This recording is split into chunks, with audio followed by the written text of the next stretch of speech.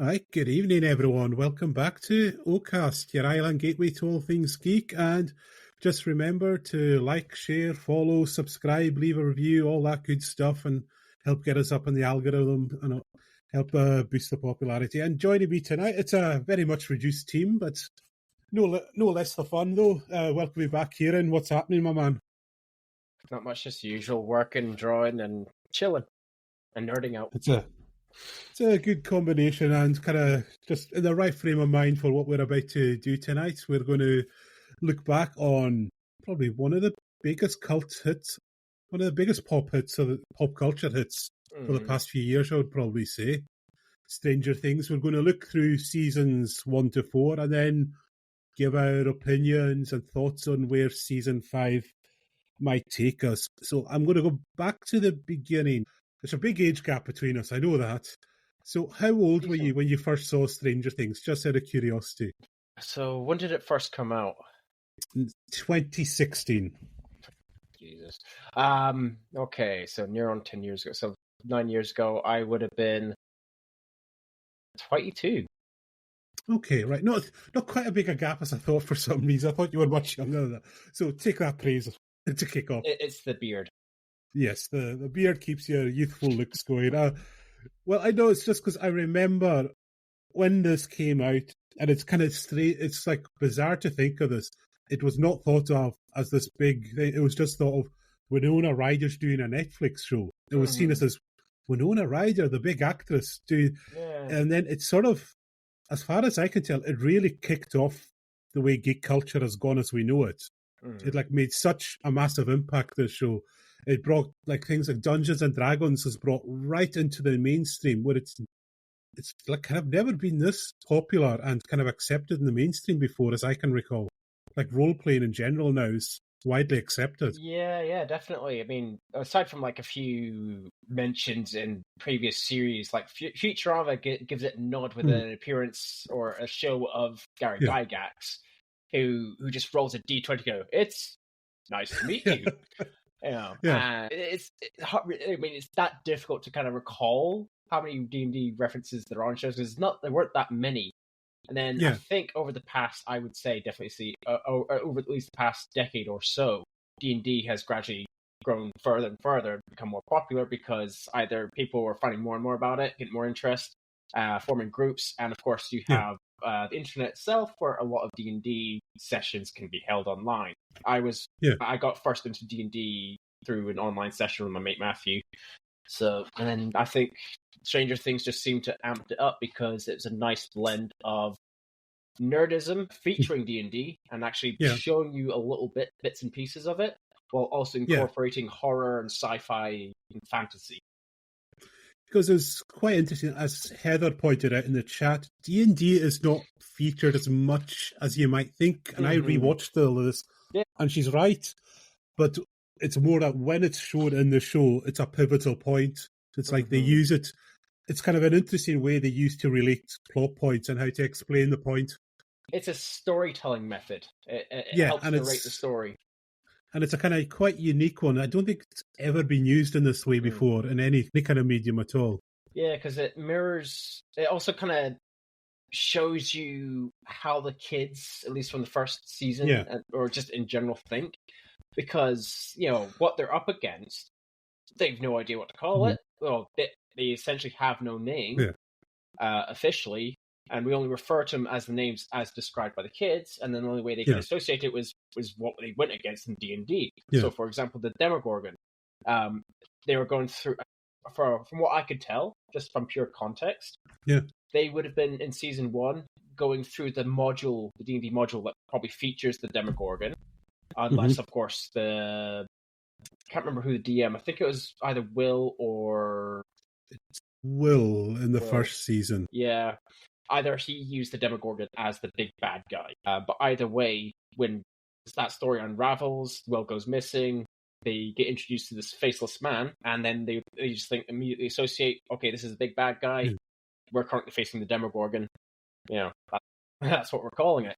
And then season 2, you have something behind the scenes that we are introduced to, but don't see till to the end. I mean, the main bad guys are I think the government and the Demodogs, because we get introduced to D'Artagnan, the Demodog that Dustin takes as a pet. Yeah, which is hilarious. So it's hard. I think it's fair to say there's no proper antagonist. There's a behind the scenes antagonist that get introduced to that features in the third season, the Mind Flayer. And again, this is due to association. Mind Flayers in D&D control other creatures, turn them into other Mind Flayers. They are connected through a hive mind, in this case, the Elder Brain. So again, just through association and similarities, Mind Flayer is the big main thing. It's controlling all these other things, which includes the Demodogs and Demogorgons. And then, of course, it's expanded even further with the little horror show that season 3 gives us. Yes, it does. And then, of course, on to season 4. Now, am I right? Vecna is like a homebrew character that's Eddie and me. Is he not now? Vecna is an actual D&D. Okay. He is if I get this correctly, because my mate Matthew will probably not be watching this, but when it comes onto YouTube, I'll show him. So he'll probably scream in my face if I get this wrong.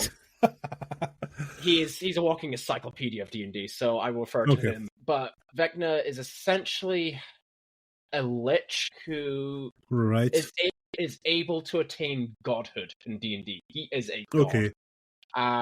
So I don't know like the bits and pieces, but liches are essentially undead spellcasters who gain their power by, basically making huge sacrifices to themselves. So in essence, they have a form of immortality, but they need something to keep it going. Yeah. In most cases, liches require a phylactery. So should their physical body die, their soul essence goes into the phylactery and they reform over time. There's also multiple different ways of doing this. But Vecna is a very powerful lich, very ancient. Right. Okay. He's known for having like one hand. So there's an item called the Hand of Vecna. He's also known for having one eye. Things get taken from him, but he's one of the very few that actually attain godhood. Okay. All right. So that's a little basic outline. And with that, I think we can segue into actually talking about the seasons one by one. Season 1 is pretty much perfect. I think it is the best season by far, because it's just very simple, very straightforward. Yeah. One villain, a little bit of mystery thrown in. The 80s nostalgia is just kind of seasoned in to perfection. It doesn't override anything.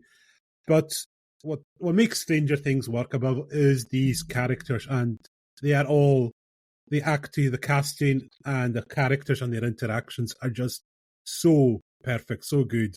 Like that group of kids behaves like a proper group of kids. They speak like kids. Yeah. They feel like they are lifelong friends. Yeah. It's not like you have in most...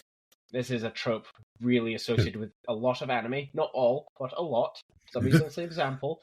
It's not like you're having adults perform as kids, where in anime, majority of the time, kids are not written as kids. Yeah. They're like 8-year-olds who can think like and speak like adults. It's like, no. The main anime, in exception, just going off topic, but relatable, is Anya from Spy Family, because that's based off of the mangaka's daughter. That's why it's a little child. But even in live action films or series, there are some like adults who portray teenagers. And so again, same effect. It's like, okay, so, you're older than a teenager, you're acting sort of like a teenager. I suppose it varies from film to film and the scripts. And of course, the trick with kids is obviously they're just growing up. If they're used to acting, they'll have an advantage. But kids who are just thrown into it for the first time might struggle with their lines and sometimes how they sound in the film. And it's like they need a bit more training. But the obviously the kids in Stranger Things, actors and characters, all of them have chemistry with one another. They are all growing up with one another, so they're all family, and they all just seem to mesh well, really, really brilliantly. It's basically the only other group of kids I can recall in any media that worked this well was the Goonies. And that's probably, they point out the Goonies as a host film on the whole, it's not that great, but it's just those kids make it so bloody entertaining, and it's the same here. But it goes for all the characters, like, because I think there's 3 distinct groups. You've got the kids, the teens, and the adults. Mm-hmm. Like the teens, Yeah. quite good. I was surprised when I rewatched over the weekend. Steve, I thought he was a bigger asshole than what he is in season 1. Definitely. Everyone seems to think this. Everyone Yeah. seems to think, oh, Steve was so... And then you watch it, he's not really. A lot of what he does, you can't understand why he behaves. Like the whole smashing of Jonathan's camera. Say, well, Jonathan was being a bit weird and creepy there, to be honest. Yeah. I think that's like interesting because that also helps with the character growth. Same with Jonathan as well. You could arguably use him. And another good example of character growth regarding male is Sokka from Last Airbender. He starts off kind of similar, not to the same extent as Steve, but he starts off kind of similarly. He's very shown off as very kind of like sexist. He grew up in a society where men and women have their places. And you have a sister who's a very powerful waterbender who could take him out quite easily as the episodes progress and as the series progresses. And Sokka gets, basically it causes for him to get his ass handed to him by the Kyoshi warriors for him to realize this. But he gradually grows into someone who becomes respectable, earns a lot of respect, shows it, gives it. A very, very talented warrior, just for the sake of that series. And the same thing kind of happens with Steve. Like you said, he has his reasons for smashing up Jonathan's camera. He does come across as a bit of a dick. Probably, I wouldn't say sexist, because I think that's a different character type. Because I can't quite remember him being very... I can't remember him behaving. Yeah. There's just a few moments, but he's more behaving like a teen. Yeah, exactly. He goes through a character arc, and if it is very common for any story or series. For something to be really good, characters need to have their own arc that you can see these characters develop as they go. You introduce the Steve, dick. Absolute dick. Not much love for him, but in time he grows, especially toward the end of season 1, where he becomes a protector of the kids. He just knuckles down, gets a bat ready, helps everyone else set up traps for the Demogorgon, and he becomes an absolute beast. He's brilliant. And then, onwards from season 1 to season 4, he becomes a really good character. And that's good character development. And it was interesting because I read that they had planned to kill him off. He was meant to be one of the victims very early on in season 1. Yeah. But the actor's performance was that good. They said, oh, we can do something with this. He can be redeemable, this guy. Of course. That's what I've heard. Again, don't know if that's 100% true. That sometimes does happen, but I think it's when they saw the performance the guy gave, they just said, oh, this could really work, this character. Mm-hmm. Yeah. I mean, and they're able to fit him in like that. It's just pretty good. And you have the other contributor to his arc as well is his relationship with Nancy. Yep. It's been that long. Yeah. But yeah, it's obviously they're together, the boyfriend girlfriend. He's still a bit dickish. Becomes quite possessive and jealous at the start. Also overprotective. But then obviously, as they grow apart, and Jonathan and Nancy get close together, he still gets jealous. But obviously, when the right time comes for him to show his true colors, he does, and he becomes the kid's guardian, defender, unofficial babysitter. Yep, that's said quite often. Yeah. So, and I think just if we go through all the kids, I don't think there's not a weak link amongst the kids. I think we do have to point out 11, like Millie Bobby Brown has done. She carries this whole series all the way to be the focal point at such a young age, and then carry on doing that as she's grown up. It's just phenomenal. At that age as well, because I imagine they were similar in age when they first started. Yeah.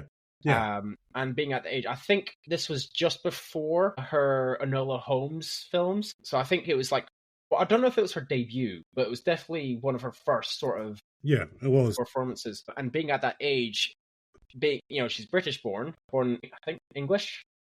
Yep. But being able to pull off a pretty good American accent, because obviously that's the surroundings they're in. And it just shows how skilled she is, at starting at such a young age. And just, all the, you can just sense just from that first series alone, the emotion she puts into it, because you can feel it coming off of every performance she gives as 11. So whenever 11's feeling pissed, you feel it. Yeah. Just looked up, grew up in Bournemouth. She was born in Spain, but grew up in Bournemouth. Now, when you hear her speaking in a character, like her accent is almost, you'll probably appreciate this as someone with a mishmash accent yourself. Yeah. Like, she's got that definitely going, like, quite a lot. And then, we could go through the car, and then, obviously, my favourite of the kids, I think everyone's is Dustin, the genius. Dustin's no one listens brilliant. to him, and he's right every bloody time. Like, people keep dismissing him constantly. He's also he's a nice blend of heroism and comedy.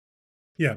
I think the kid himself is like, he's almost like a new version of the kid who played Chunk from Goonies. Yeah. They have a very similar sense of humor. The actor who played Dustin, which was kind of cool, I guess, was that the actor for Dustin doesn't have collarbones.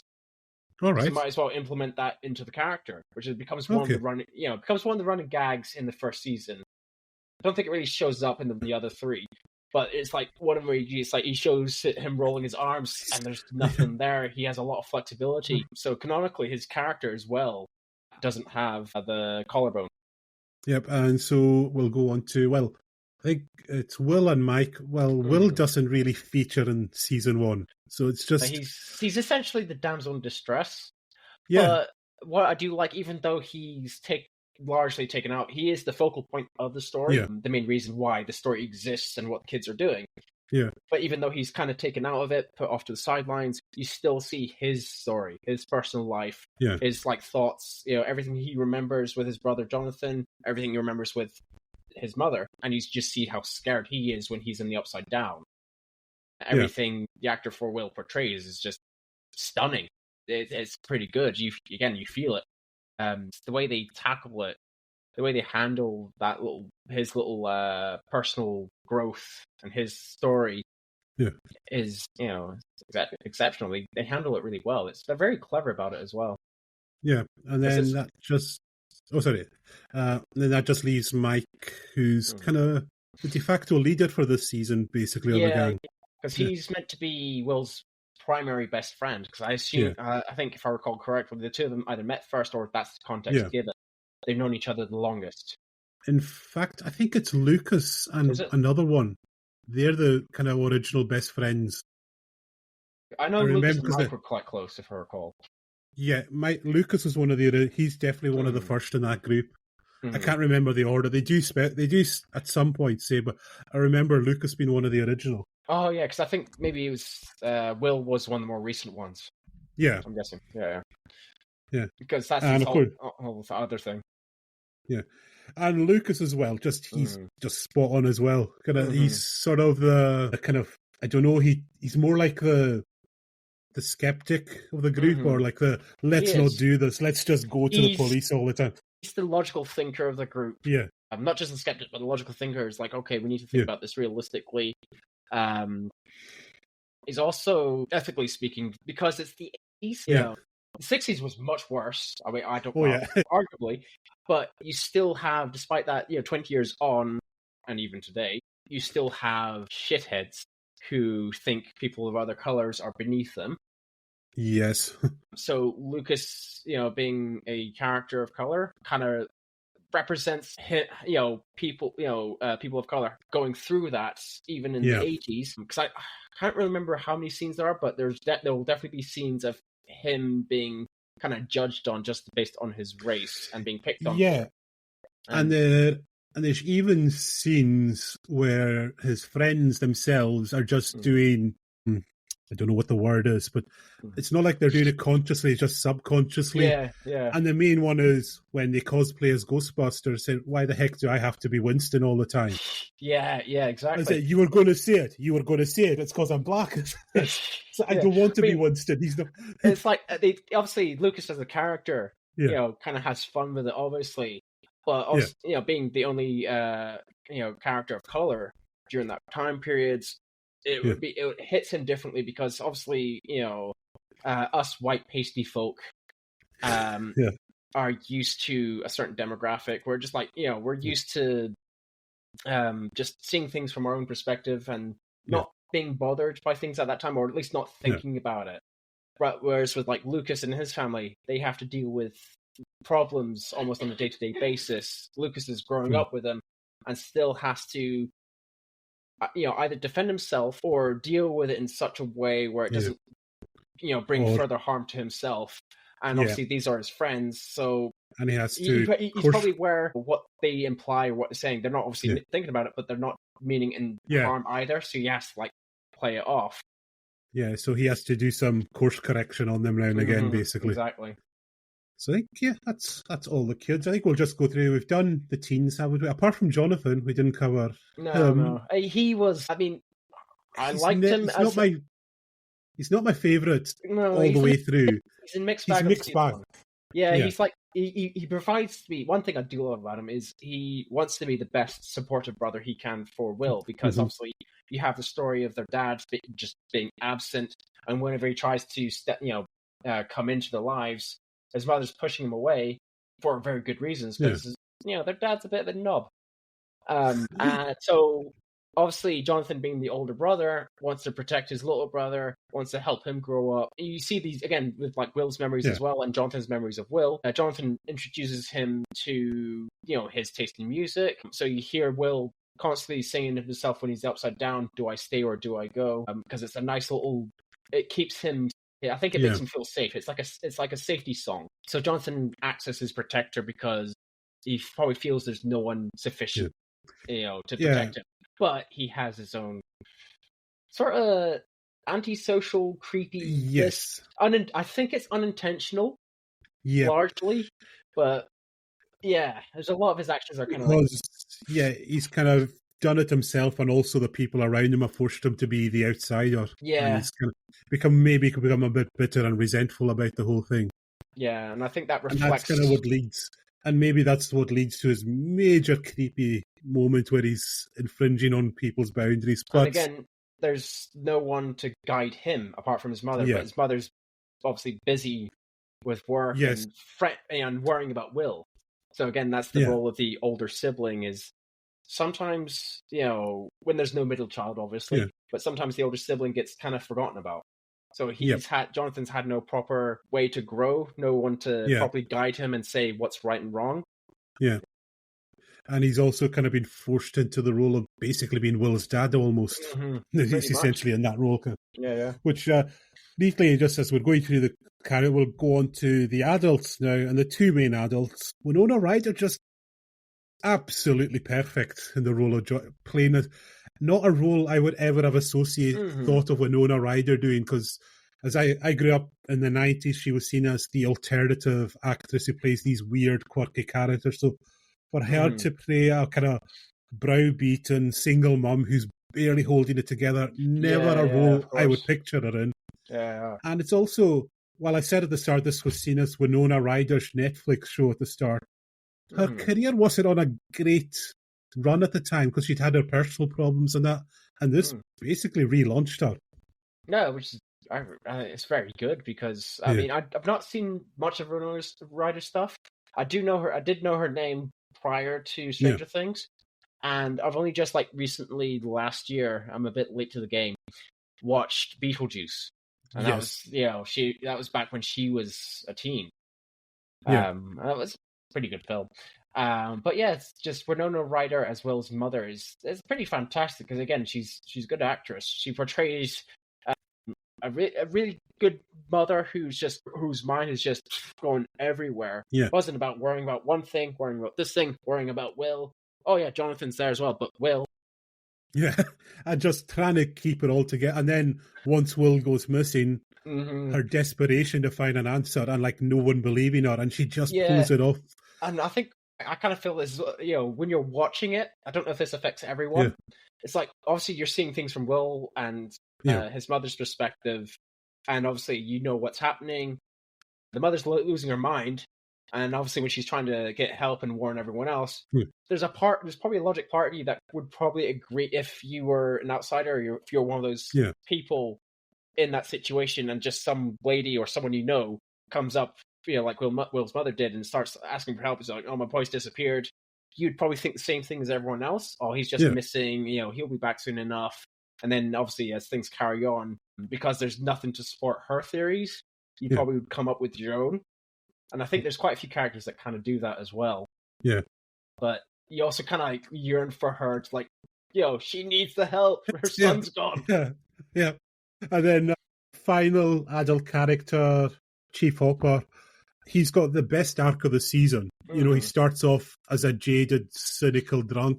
And then you find out why that is. And then seeing what Joyce is going through, it gives him a purpose to help her find her boy. Because he's lost a child himself, so he knows how deep that can cut. So it gives him purpose, and he rediscovers himself.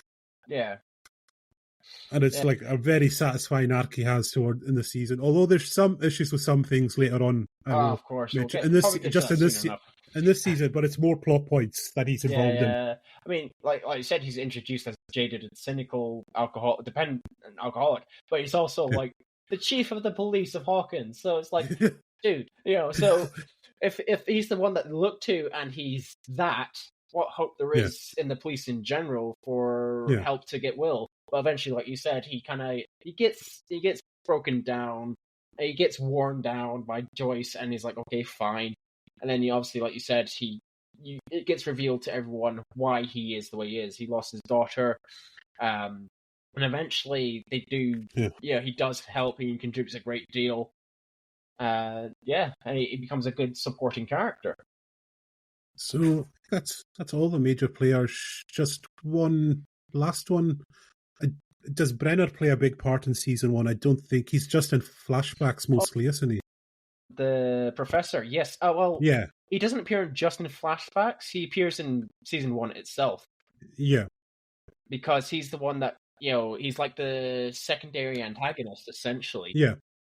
He's trying, obviously, the whole point is Eleven's escaped from the facility. Brenner and his staff members and, henchmen. Oh, yeah, that's right. They start tracking her down, essentially taking out anyone who knows about existence, like the diner owner. It's like he committed suicide. No, he didn't. Yes. So he becomes a secondary, and then you have that scene when they end up in the school, facing down the Demogorgon, and Eleven just leaves him to his fate, being essentially, presumably eaten by the Demogorgon. Yes, it's the old trope. We didn't see them die, so there's still a chance they could somehow survive. Like, I don't mind Brenner coming back. Obviously, we'll get to this in the later seasons, but I don't mind him coming back. But if they were thinking ahead, which I presume they weren't, they probably would have done things differently to make it more believable. It's also because they don't give a lot of ceremony to his death, which is obviously a big issue we're going to address. I know what we're referring to. It's going to come up much later on. When they do that, they give a character a major ceremony and then just 5 minutes later, he's pretty much still alive, which just totally knocks the stuffing out of anything. But like the whole, I think everyone should know the plot by now. Mm-hmm. Small town, set in the 80s, it's got that John Carpenter, Stephen King vibe, meets the Goonies. Also with, because it's D&D and what's going on, it has a sort of, name, God, famous author, slightly racist, I can't remember his name, I normally do. All right. The racist bugger who introduced the Call of Cthulhu and... What's his name? Lovecraft. Yes, Lovecraftian sort of element because of the whole, the design of the monsters on that. Yeah, exactly. And then, secret lab in the town. It's like very classic kind of 80s sort of horror stuff. And that's one thing you got to... The first, it is genuinely scary, and it's like you don't see that much, and it's that fear of the unknown stuff they place. And we also haven't touched on these yet, but the score is just out of this world. And the use of the music as well. Yeah, a nice blend of original soundtrack that sets the mood, tone, and the right atmosphere with like little flashbacks, especially for anyone growing up in the 80s, of their music, which is pretty cool. My dad and my parents are like from the 60s, so they would have been in their 20s by that time. But my sister was born in the late 80s, so she, Yep. the three of them would have known, or at least kind of would have known the 80s music. I think my sister's probably watched it. She might be the only member of my family who's watched it. I don't know. We'll await her comment if she tunes in tonight. She sometimes does. Oh, she knows it's on, so. Yeah, all right. But yeah, like I said, great use of music.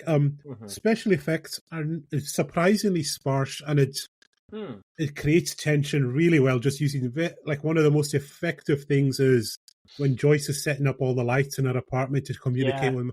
A simple device that so effectively pulls it off way better than any fancy CGI like throw things at you. Yeah, just a really simple way of conveying what's going on, like information-wise. And the Demogorgon itself wasn't really largely CGI. Maybe certain aspects, I guess, but it was a guy in a suit.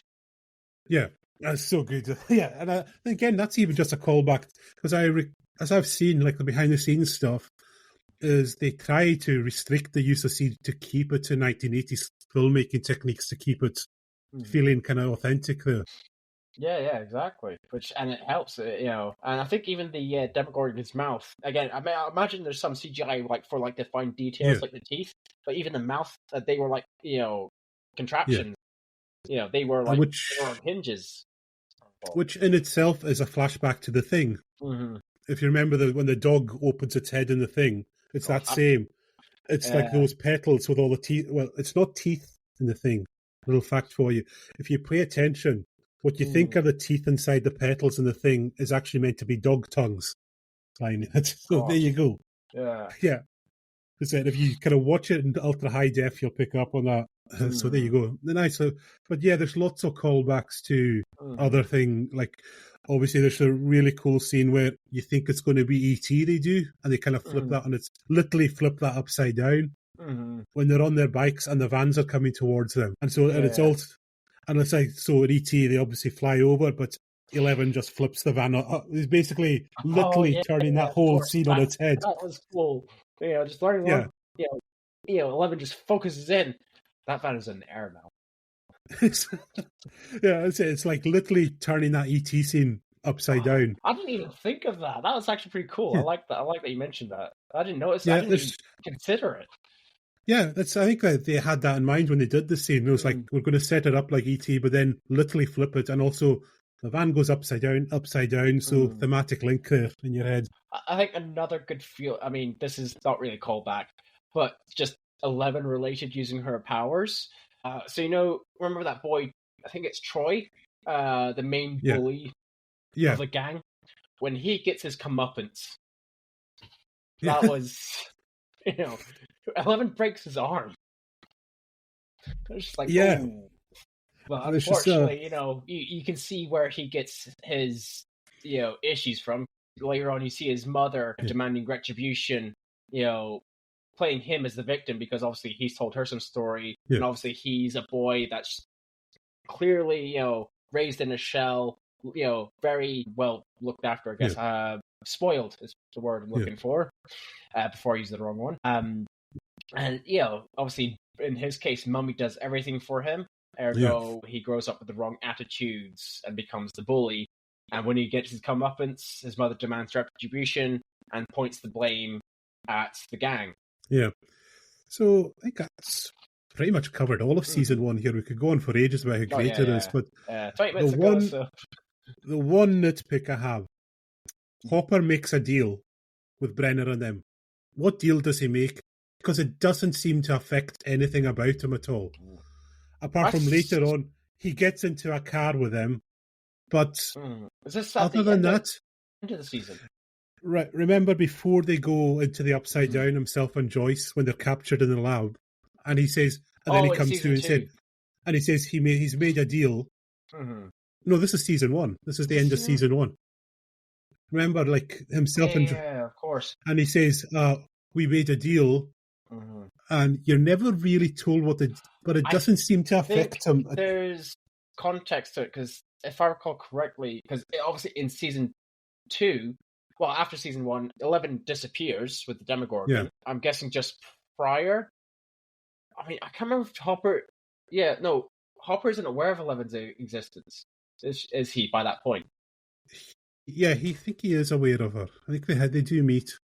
Okay, because I'm trying to remember this correctly as to like potentially what the context could lead. Because in season Because 2, 11 reappears in the world and becomes Hopper's surrogate daughter, yeah, essentially. So I'm wondering if that's got something to do with it. But then again, circumstances actually yeah. go against what I'm thinking. So Because if you remember at the end of season 1, you see Hopper leaving the waffles in a box in the middle of the forest. yeah. So he is aware of. He's got to be aware of Yeah. something of 11. But like you said, there's And a he deal does. made between Him Brenner and and him Brenner. prior to that. So I don't know if he was Yeah, aware of Eleven's existence at that yeah, point. yeah. Maybe he was. That's a good question. No, yeah. I'm pretty sure he is. I just watched it this weekend, and people are going to think, "Oh no, they don't know what they're talking about." But hey, we're men on the internet. It's our God-given right I mean, to talk with blusters. maybe we need another rewatch, but I'm sure there'd be like some context to it. Yeah, Because if you're making a deal with someone like Brenner, whose whole sci-fi thing is to look into the upside yeah, down, expand his research and whatever it was he was doing, I'd say Hopper would probably have an idea of who he was dealing with. So in order for Hopper to get something out of him, he'd probably need to provide something in return. Because someone like Brenner probably wouldn't give you something without, gaining. That's a very good Well, I question. am just looking at the Wikipedia just to see. I can't remember, and I did watch this weekend. Yeah, I can't remember if he is aware of 11's existence. He's got to be, But because maybe I the do remember. thing was maybe it was something that they were going to provide more explanation for in season 2. Yep, if there was a season 2 at that point. Because I think it feels like a cliffhanger thing. Yeah, Almost. Well, not quite yeah. cliffhanger, but like, It was mystery. designed to be. It was going to be a cliffhanger and not a cliffhanger at the same time. That's what they had in mind, because they didn't have a clue how this was.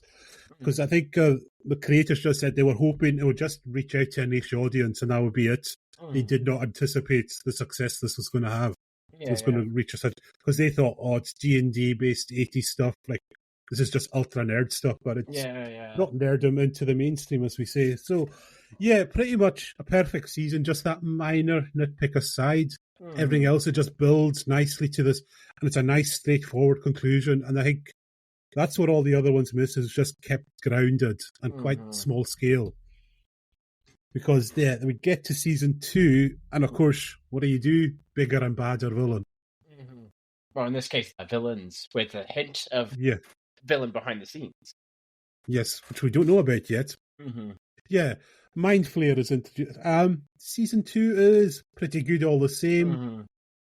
There is, I do have issues with it, but we'll get on to like new character introduced in Maxine, just slots so well into the Friends group.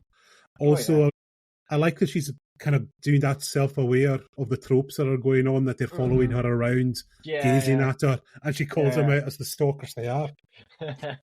Yeah, she's like, obviously, as you'll explore later on in the season, she has her own backstory. And obviously, you come to you notice almost immediately that Billy is her stepbrother, introduced, and is largely a dick. He goes through an interesting character arc. I quite like his.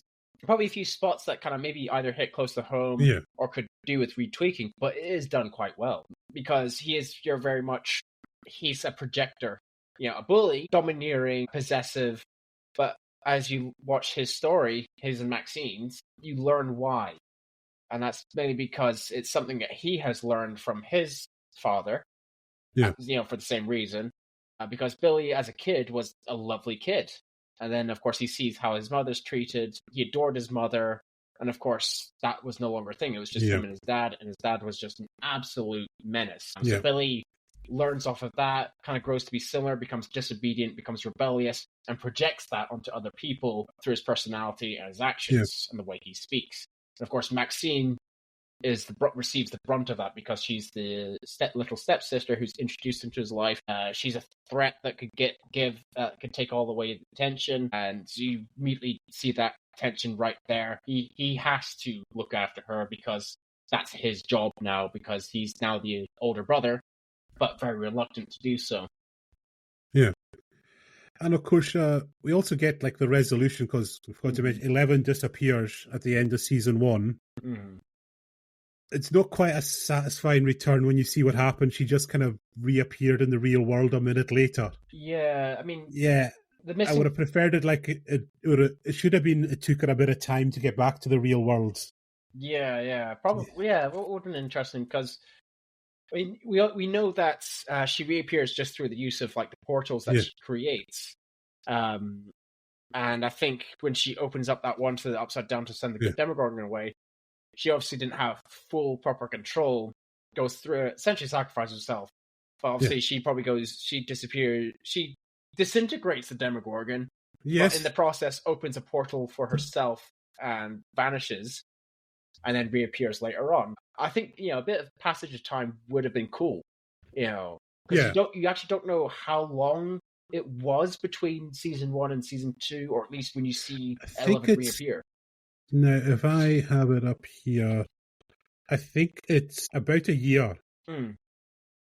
because it's Halloween, and if I remember right, it's Mm-hmm. Halloween in the first season, so Yeah, it's like a year's gone past. but you still don't know because Hopper had been looking out for Yeah, protecting her for that year. When Hopper first finds her, compared to the ending of the first season, how much yeah, time has actually passed? I think it was almost immediate, like you said. yeah. It's like Or at she'd least come. maybe a couple of days because Yeah, Hopper finds her by chance in the woods. yeah. It's like the whole like he seems surprised, but yet he was leaving the egg waffles out for her. Mm-hmm. So he must have been expecting her, or it's like always been that's a plot point people bring up. Yeah. But then he seems very surprised to find her at the same time. I'm guessing it was something the writers may or may not have forgotten about, or they remembered a specific detail from the first season, Mm-hmm. built upon it, but forgot about what it originally alluded to. Yeah. Or how, I guess. And so, yeah, that's, and who else is, and the other is Bob, which Oh is yeah, I love Bob. a recurring Stranger Things trope. Yeah. We introduce a really lovely, charming character who we're going to brutally and tragically kill off towards the end at some point. And this year, because in the first season, it was the restaurant owner. He was the nice guy, he helped out 11, and he gets kind of offed. This one is Bob. Season 3 is Alexei, and season 4, Netflix. Eddie. Yes. But no, I think this is the brothers, though. I think you got it. This is the writers more than Netflix. You got to point the finger at here. I suppose, yeah. But it was a genius idea. Sean Astin, an icon of these kind of small town adventure, being one of the head of the Goonies, basically. I love his character so much. Yes, he provides. He's the new partner to Joyce. Just lovely, bubbly, nerdy. So he's a good He's a good parental figure, or at least an inspiration for Will to grow up with. Because obviously the dynamic between Jonathan and Will is Jonathan is not nerdy. He loves his loves his cameras and everything and photography, but he's not really nerdy. Whereas Will is. So if he has a nerd sort of father figure in his life, he has something to look up to. And that was Bob's role. And him also being one of the original AV members, or at least its founder, I think, if I recall, provides that extra little boost, that nerd boost. And I just love his character so much, and his relationship with Will is just fantastic, and not just Will, but the gang as well. He relates to them, he speaks to them as equals. It's fantastic. And I think you also share a sense of humour at times, going by some of the things you come out with in our chat room at times. I could definitely see a good bit of Bob in you. Possibly, I need to remember what I'm talking about to begin with. Yeah. No, it's just some of your very sarcastic, like droll one-liners that you have when we're in our chat room. It's very Bob-like. He's got like his cringe puns as well. Oh yeah, of course. I enjoy it. I mean, puns run in my family. I do come from a nerdy family, largely on my mother's side. So my dad, he's a nerd. He's very much into Star Trek. He grew up, lived, and breathed Star Trek. He's also one of these people, when he was growing up, would look at something, disassemble it to figure out how it worked, and then figure how to put it back together. Yeah. He's got one of those minds. And my mum comes from a nerdy family. They're all Star Trek people. My mum is into Star Trek. My uncle Dirk is into Star Trek, although he's an opera singer. My Uncle Brett is into Star Trek and comics. His favourite's The Incredible Hulk. And my late Grandpa Coy, my mum's dad, he was a massive nerd. Right. Very intelligent. He loved his Star Trek. He loved his opera. He loved everything. and he also worked for NASA.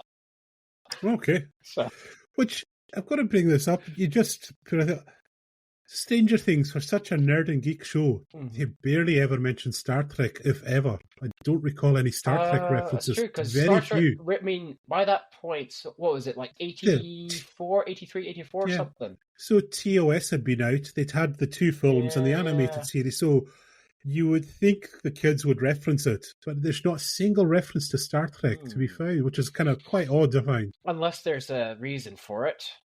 Unless it's just that they are bigger into Lord of the Rings and Star Wars, because they mention that heavily. I mean, the impression I get off the kids, I'd argue that maybe one or two of them could be into Star Trek, but they seem to me, like you said, Lord of the Rings, fantasy. They're more fantasy-based. Yeah. Yeah, which is something I got a comment on season 2, which was these references were getting up. They went overboard a bit here with it. Like, they were just kind of, before it was the setting of but there was a little bit of, isn't this cool? This was in the 80s. Do you know we're in the 80s now? It's a bit too much. It gets a bit too much a few times. Yeah. I mean, luckily, I suppose in that aspect, I've kind of purged that from my mind. But yeah, like I said, like, we're going to the arcade. We're going to cosplay as the Ghostbusters. Yeah, of course. Because that's how they meet Max, kind of. Yeah. I mean, I suppose I can. I mean, them cosplaying as the Ghostbusters. Yeah. It was a very 80s thing. We've been watching the Goldbergs, and there's a few scenes where two of the main characters dressed up as Ghostbusters as well. So I think that's very much an 80s thing. So I don't mind that. But if it's like very obvious in your face references, okay, we get it. One or two like little drop-ins. Yeah, it's that misrepresent casual life, or you see it in the background. Things like that would be cool. Yeah. So have we gone through all the new characters? Yeah, we have. Maxine, Billy, you got Bob. You have... What's his name? The professor doctor who's working at the lab now, who's actually a good guy. Yeah, he is. That's, what's his name? Burke from Aliens. Yeah, I can't remember his character's name, but he was pretty good. I almost did kind of forget his character, who he was in when the third season came about, or the fourth, when he's the fourth season, he reappears in season 4. Who are you? But no, I liked his character. He was trying his best to be to like reform Hawkins' lab, and trying his best to like kind of help Will go through what he was going through, because Will, coming from the upside down, being infected with a demodog, essentially, and also having connection to the Mind Flayer, because this is how the Mind Flayer is introduced, through this telekinesis and these memories or thoughts that Will has and dreams, these terrors. Yeah, and right, I'm going to go on. One big issue I have with this season is at the very start. It's such an intriguing opening that, if you remember, it cuts to Chicago. We see this gang committing a robbery or something, I think. And it's that girl, and she does some mind tricks. You see the nosebleed, and you see number 8 on her arm. For safe. Yeah, no, this is just season 2 this happens. This does... Yep. Okay. This is the opening of season 2. Yeah, and it never comes back to it until the following season. Until episode 7 of this season. And what happens is episode 6 has built up to the conclusion. And you're all waiting, and then it's just this episode suddenly. Right, I remember now, because... And there is zero payoff to any of this. There's nothing. Yeah, exactly. It doesn't advance. The only thing it affects is because Eleven and Hopper have a falling out. She runs away, hence where you get that song, "Oh, she's a runaway." And then you see her little story occur in that episode. And it is very much what?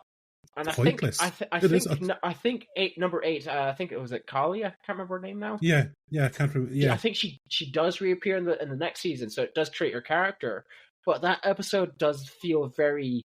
It's what I call what they infamously did. Did you watch Book of Boba Fett? Yes, I did. And suddenly I enjoyed Book of Boba Fett, but... And then 2/3 of the way in, it became The Mandalorian for no reason. And that's exactly what happens here. It's like, I feel like that gang should have been a spin-off show, and suddenly kind of just lumped it in here. And there have been people online saying if you skip out episode 7, it actually flows better. The only thing that doesn't explain is why 11 suddenly has a new haircut and clothes. Imagine the writing excuse would be, 11's just trying to reconfirm her identity. She doesn't know who she is. Probably something along those lines. I'm not a professional writer, obviously. Yeah. The best I've done is fan fictions. And even then, that's been a long time ago. But someone who is a professional writer, does this for a living or just for analysis, would probably say, well, the way it was handled just seems like it's, like you said, just slumped in. Like there's no reason for that. There's no build up for her to do that. Yeah, she runs away because she has a falling out, because that is what teenagers do. But the way it's I think the episode could have been handled differently to incorporate 11 going through what she was going through as a teenager in a much better light. I wouldn't know what the solution would be to make it flow better while also contributing to the main story. But they could have portrayed that better, definitely. Unless, like, the way I've always thought about it would be if you extended the last steps and just have her appear at the lab in the finale and just do it through clever flashbacks to where she was. Oh, yeah, definitely. Because it didn't need an entire episode just out of the blue, and it breaks up the rhythm of season 2 so badly towards the end. It just comes out of nowhere.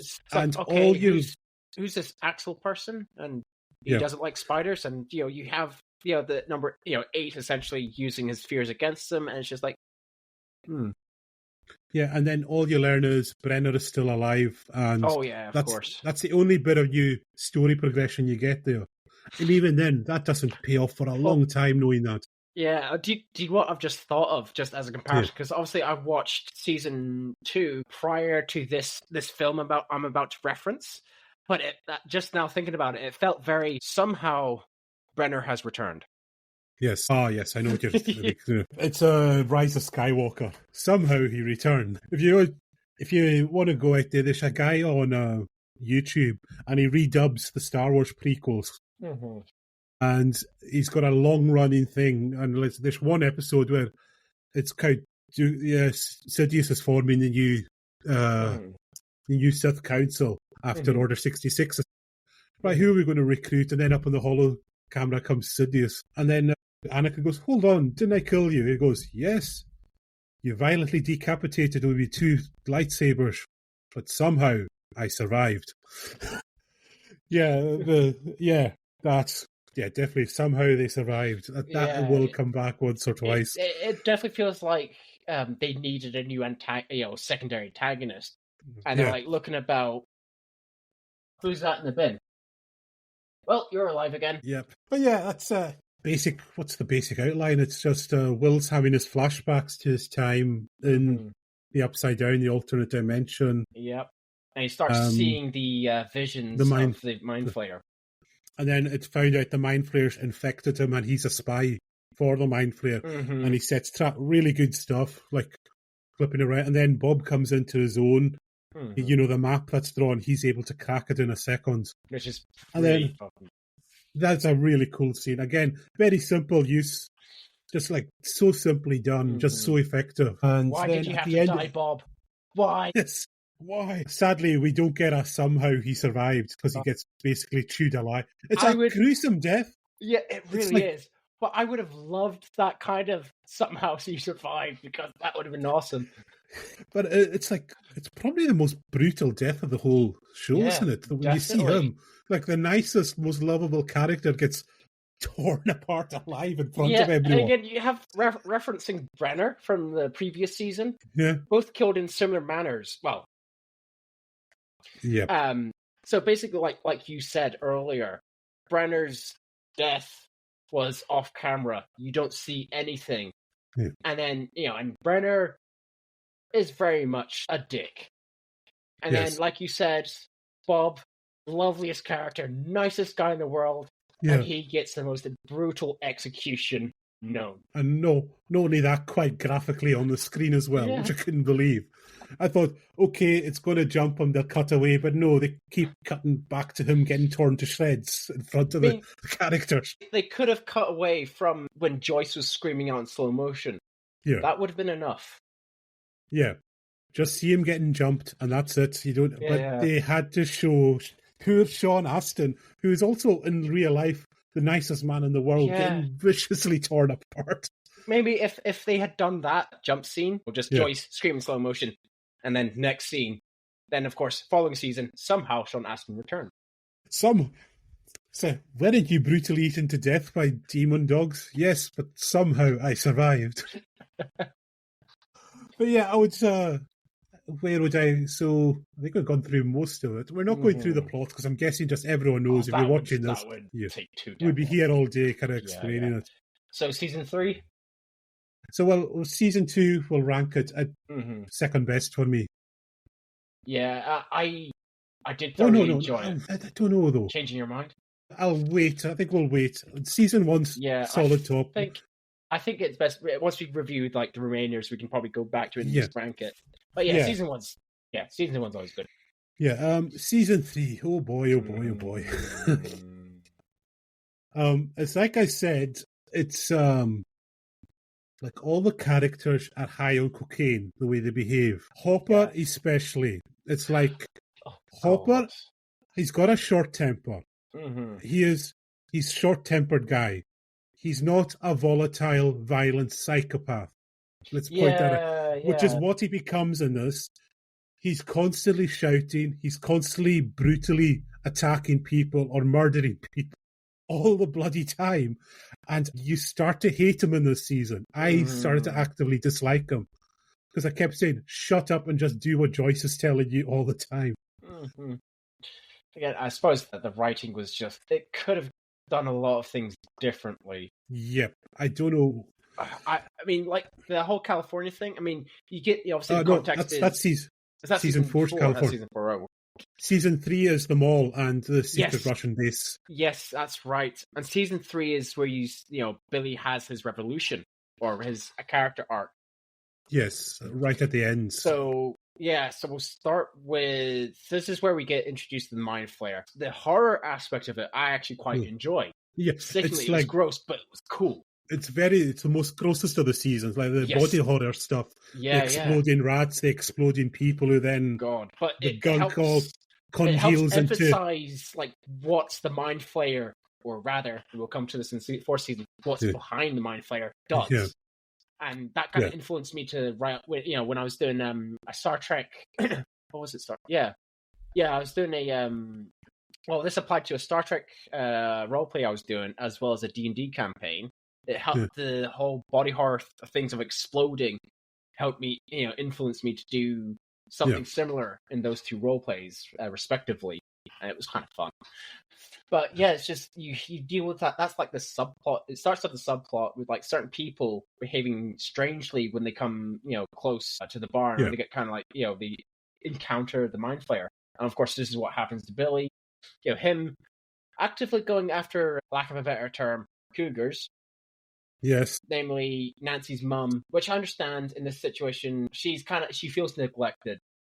She feels like she's just the mother. She's just the wife, not just the housewife. That's like her purpose. It's been hinted at that she did kind of marry under family pressure to marry this wealthy business guy. Yeah. Or something along that, this older... Yeah, he's very well off anyway. Yeah, and he's totally disconnected from everything that goes around him. He doesn't care about anything. Yeah, and of course, when she encounters Billy and Billy's giving it... Yeah, she moves on her. Yeah, she feels young. She feels needed. Someone wants me, because she doesn't get that at home. Like I said before, she just feels like only a housewife and a mother. Like, that's her role. And then along comes this younger person who makes her feel better and good about herself. Yeah. And of course, they're about to rendezvous, but she has second thoughts because she's a mother. She is a wife. She has a family. She backs out for the right reasons, even though, namely for her daughter, I would say more than anything else. And of course, that's where Billy has his little crash and then encounters the Mind Flayer in the... If it's a bar, I don't think it's a barn, but it's like an old... It's an old factory, warehouse type thing. And he essentially becomes the avatar or the voice of the Mind Flayer. Yeah, he's kind of recruiting more zombies. Which brings me, this is like a big problem I have with season 3. Like, if you remember the other 2 seasons, the mysteries are set up, but it takes a while to pay off. Whereas in this one, we're told in season 1, there's a Russian base. The Russians are trying to do this. And we're told the Mind Flayer is recruiting people. So there's no mystery for the rest of the season. Yeah. So that because that's a big part of Stranger is the mystery and the characters. Yeah, because you're shown directly what's going on. Because as opposed, I mean, they could have like hinted Russian base. Yeah. I mean, I don't mind the Russian base at all, but I see where you come from. It's just like suddenly, hi, we're a Russian base. We're under a small village. You know, Yes, comrade. Yeah. But if they're like leaving like small little hints here and there, that would work out better. And if they weren't so in your face, like switching scenes constantly, you know, going from "Hi, Dustin, we're meeting here today," and then suddenly 5 minutes later, you know, it's 2 guys speaking Russian in Russian uniform. Hello, comrade. Yeah, I sound more like Vlad Dracula, but you know. Yes, because and you just mentioned Dustin there, and I've got to say, one of the we didn't touch on this in season 2. One of the most genius things they ever did was teaming up Dustin with Steve. What's his name again? Steve. Yeah, I forgot his name already. And of course, you have Robin as well, and the 3 of them just gel so well together. I love them. But I'm just saying, in the second season, Dustin and Steve just became the most amazing bromance you ever seen. It was brilliant because, you know, obviously Steve becomes this surrogate big brother to him, and Dustin just latches on like, I love you forever. It's just it's an adorable relationship because it's like built out of frustration. Like Steve is like, you know, he's dealing with this little kid. He's just constantly getting his attention, and it just grows on him because Dustin's lovely. Yeah, and he kind of eventually takes on Dustin. Look, I'll show you. I'll tell you how to style your hair for the ladies. Yeah. It's really cute how it does. And they're like in constant contact with each other as well. It's brilliant. I love it. And then like, you know, at the start of season 3, Dustin's been away at summer camp, and the scene where he comes into Scoops Ahoy and they see each other, it's just so heartwarming. Oh, yeah, that was hilarious. I love that. They're like, they get overexcited. It's cool. And they do their secret bro handshake and all this, and Robin's just going, "How are you friends with all these kids?" Oh yeah, she just like she gets overly concerned. It's like, all right, you know that kid, fair enough. Then just you see more kids enter Steve's life, and she's like, and speaking of that, we will talk about Robin. Some people don't like her. She is one of the bright spots of this season. I love Robin. I mean, her sort of her one-liners, her reactions, her skepticism. She has a certain level of comedy. She's hilarious, and she provides that nice little balance between Dustin and Steve. Yeah, and also probably fair to say she does. I don't know if it's intentional or they wrote it, but it's very obvious as someone who's neurodivergent. She is packed full of neurodivergent traits. Oh yeah, I didn't think about that. I mean, she keeps saying my mouth runs on before my mind. Yeah, of course. And there's a lot of I mean, she probably would be the only one with neurodivergence in the series as a whole. But I can see that. You know, speaking of someone who's neurodiverse as well. Yeah, well, it's like I've said plenty of times, like we are involved in organising a convention. When we have our meetings, I think the autism meter is just completely off the scale. Whenever you're in a geek gathering, it's fair to say your autism meter just goes right off the scale. And, you know, I like to think if it's not autism, it's ADHD, or sometimes it's both. Yes, but no, Robin, absolutely, and herself and Steve's friendship as it builds. It's just brilliant. And also really, really fantastically done coming out moment for Robin as well. Yes, that was cleverly done. It was really clever. It doesn't come as a shock. It doesn't, but at the same time, it's not been telegraphed. It just feels so natural. She's kind of been the other impact. She's set in the 80s as well. Yeah, even she up doesn't to the know how 90s, 20 years. And because she probably also realizes, Steve's a ladies' man. He's probably a very macho alpha. If I tell him this, he's probably going to react really badly. So you can see she was putting little seeds into his mind just to see. Yeah, test them. And largely he was oblivious to it all up until the point, because obviously she had to relate to him on like how to how they fell for someone that they couldn't have. And obviously, she described a male and I think insinuated that it was Steve, and I think that's how he interpreted it. But then it's kind of revealed, no, I was just using, she was just using Steve as a. She was talking example, about Steve in the classroom, and that this girl was infatuated with her. Yeah. And she just says, "I was so jealous," but Steve thinks jealous of him. Mm-hmm. But she's actually jealous of her because she was attracted to her. Yeah. But her attention was on Steve because he's the good-looking, stereotypical good-looking guy in school. Yeah, of course. So that's like I said, that's the two main. It's not just the two main stories, really. It's what's going on with Billy, which is. Mm-hmm. And I say this right. I'm going to put this on that. I love any film when the Soviets are involved. Mm-hmm. I'm a sucker for it. I just don't know why. You can infer whatever you want to, but I just love it. But maybe somehow they made it's like Cold War thrillers and all that. Kind of got a good soft spot, but this made the Soviet plot was just so boring and just secondary. Mm-hmm. The Mind Flayer stuff was way, way more interesting, which is annoying because that trio the trio we really liked. They were the ones investigating the Soviets. Yeah, I did like that story. And again, building up to the Soviet station, could have done like just more hints and less in your face about things. I probably would have liked the idea. I mean, I like the fact that they do have a secret facility. But of course, like, you mentioned prior to this recording, how did they build it? Obviously, the context you're given is through the mall. The mall, communications with, secret delivery services, blah, blah, blah, blah. That's how they set up. I think what would have been kind of neat is if you see this facility, like when you actually are introduced to this facility, as if it were a work in progress. Because it looks like it's been set up for at least a good number of years or something along those lines. Yeah, and also the sheer number of people working down there. So how do you get basically a whole Soviet battalion into the American heartland unnoticed? Yeah. I mean, they could have done that with like a small, maybe like very specially chosen elite soldiers and guards, and as well as the hierarchy of officers, like a small group with like mercenaries hired as mall guards. Like, it would have worked if, like, when they went down the elevator, if it wasn't this pristine, almost James Bond-like hideout, it was like rough tunnels and lights flickering. Exactly. It's just like a rogue kind of operation that would have worked better as that. Something that blends well with the atmosphere. It doesn't stand out. Yeah, because like I said, like to build that massive complex, how did they pull that off? It's just a question that just overrides all of it. And it kind of pulls you out of it. Like there's an entire Soviet battalion downstairs.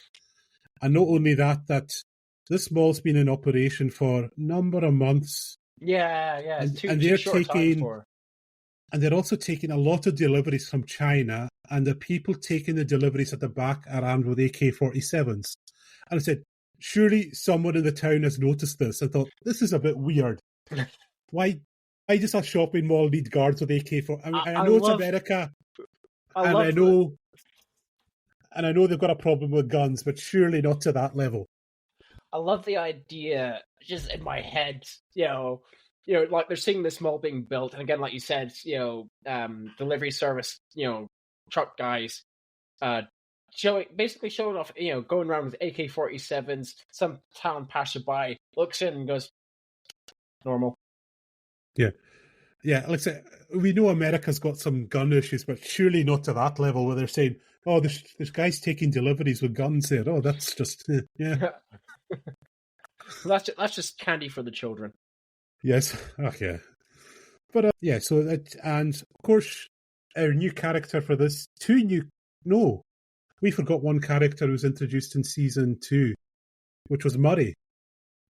Yes, who's played by the conspiracy theorist. And it's like very rare. Murray was his name. I can't remember the actor. I know the actor's name's Ian, who also portrays quite a few other characters in other series. Yeah. But I know who you're on about, No, but he is also fantastic. And he was well done. I don't have much time for conspiracy theorists in real life, but this guy portrayed him in a way where you can say, right, I genuinely get why he is this way. It makes sense. The fact, the way he's introduced, you forget about him. Because he was introduced in the first season, I think. No, the second Or was he season. introduced second? But No, not only that, he only he's had a conspiracy theorist. 1 or 2 scenes, didn't he? No, he was actually in quite a number of episodes. Because remember, it's Nancy and Jonathan go to him first. Yes, that's right. I know he has at least one brief scene in either season 1. Because he just shows up as the well-known conspiracy theorist local. No, he's mentioned. I think he's mentioned. He was a journalist who got fired for his conspiracy theories. Yeah. And then, of course, I love that. That's how he's introduced as this sort of very vague character. And then eventually you kind of see and then, of course, when he meets Nancy and Jonathan and they're bickering, and he does this to Hopper and Joyce. Yeah. So, look, two of you just stop it, get naked, and have sex now. No, it's obvious to everyone. And because there's that wonderful, we haven't mentioned him yet, but when he's in the car with Alexei. And he says, remember he says to them when they're in the car, just shouting at them, will you stop this and just have sex already? And then he lies back.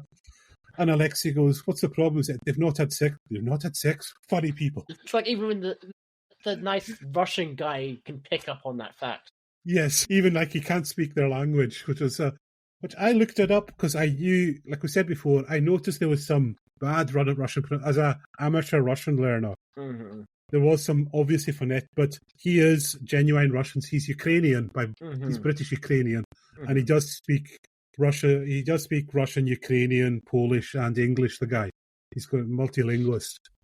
But Alexei was just, and I have to say, the second I saw him with a Slurpee, I thought, no, they're going to kill you, and it's going to be either heartbreaking or horrifying. He was more, I think you expected him to die compared to Bob. Bob was unexpected. It was like, what the, but with Lexi, you held out hope that he was going to remain there. But then, of course, when it does its usual tropes, it shows like these lovely little scenarios, and he gets what he actually wants, and then you see the KGB assassin. Well, at the end of when he's at the fairground, he says to Mario, when I become an American citizen, I said, oh, he's doomed.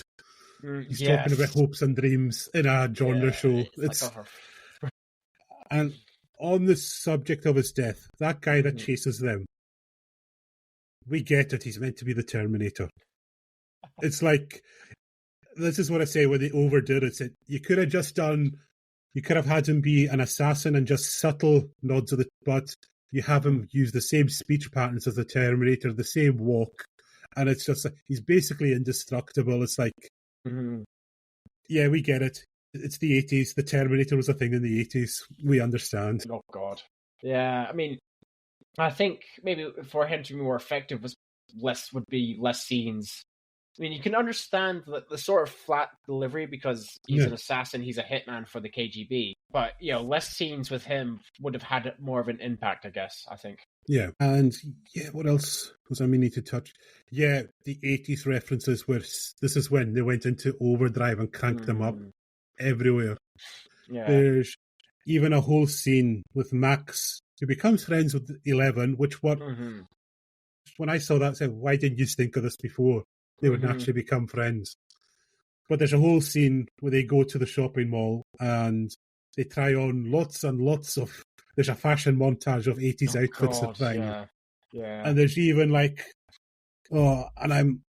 Now, correct me, I don't know, but when the 11's and Max's... They're at 11's house. Mm-hmm. And they're looking through the magazines. Oh, look, it's Ralph Macchio, the Karate Kids. I bet he's a good kisser and that. It's like... I don't know. It just... I was thinking... I think Max would be above thinking of boys in that way. She always comes across as being a bit more... Yeah, she came across as like more tomboyish at the very least. And, yes. She wouldn't be swooning for the cute guys at all. No, I think... She never present... Yeah, I think she definitely would have been one of those types that, like you said, she wouldn't swoon. Or at the very least, if she did, it wouldn't be obvious. She'd try to hide it.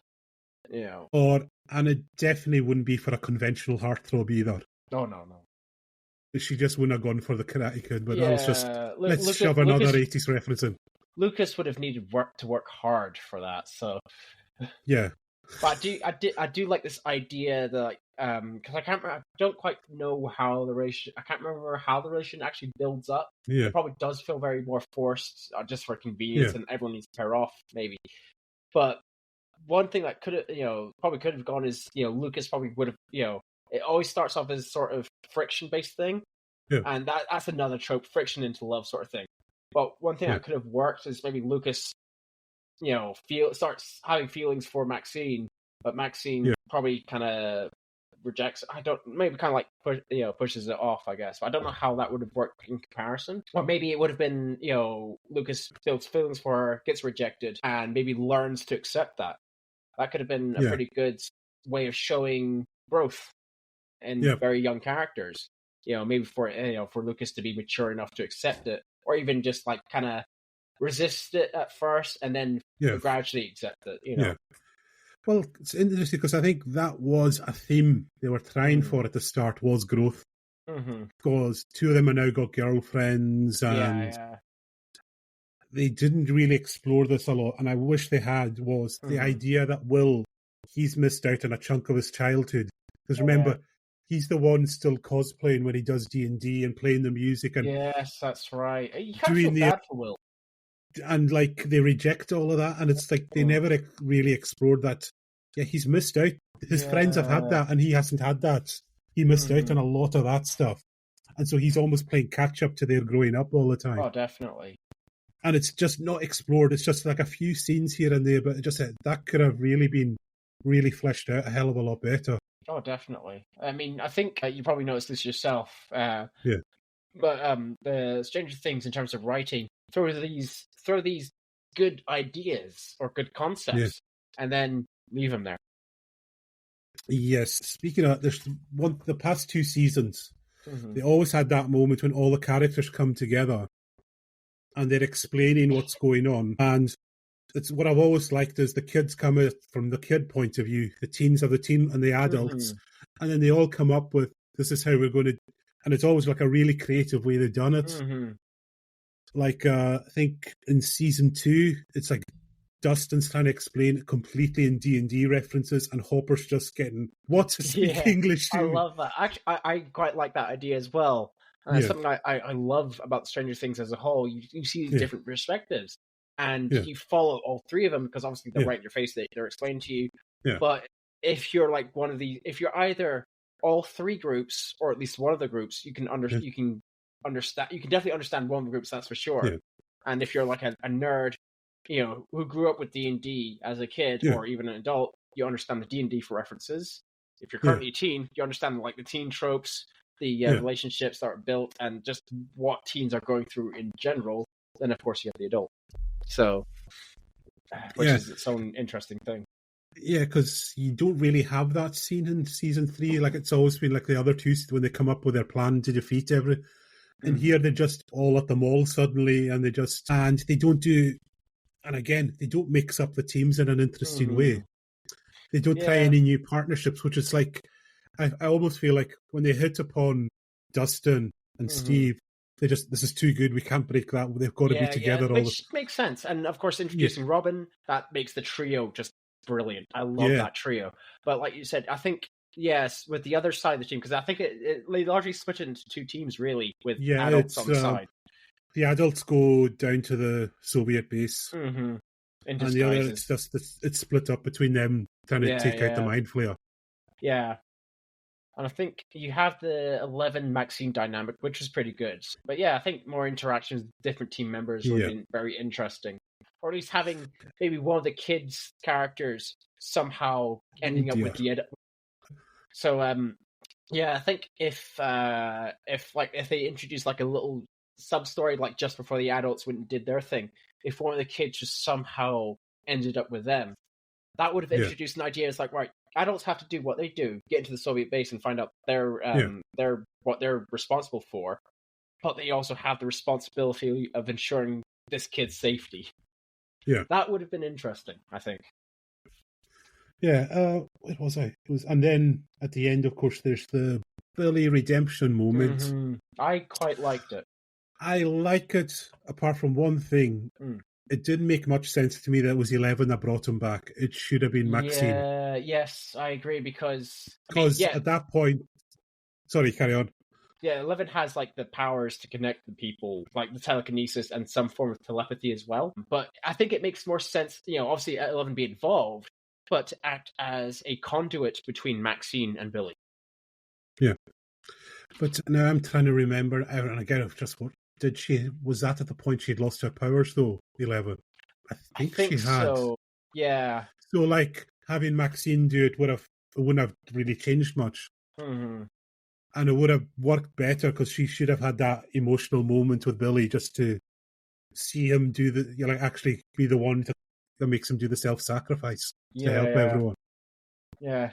But, him ultimately being the self-sacrifice was a pretty good moment in itself, because he realized what truly mattered and then, tried to resist the Mind Flayer and, became a huge distraction to allow the kids to, do what they did to defeat it. Yeah.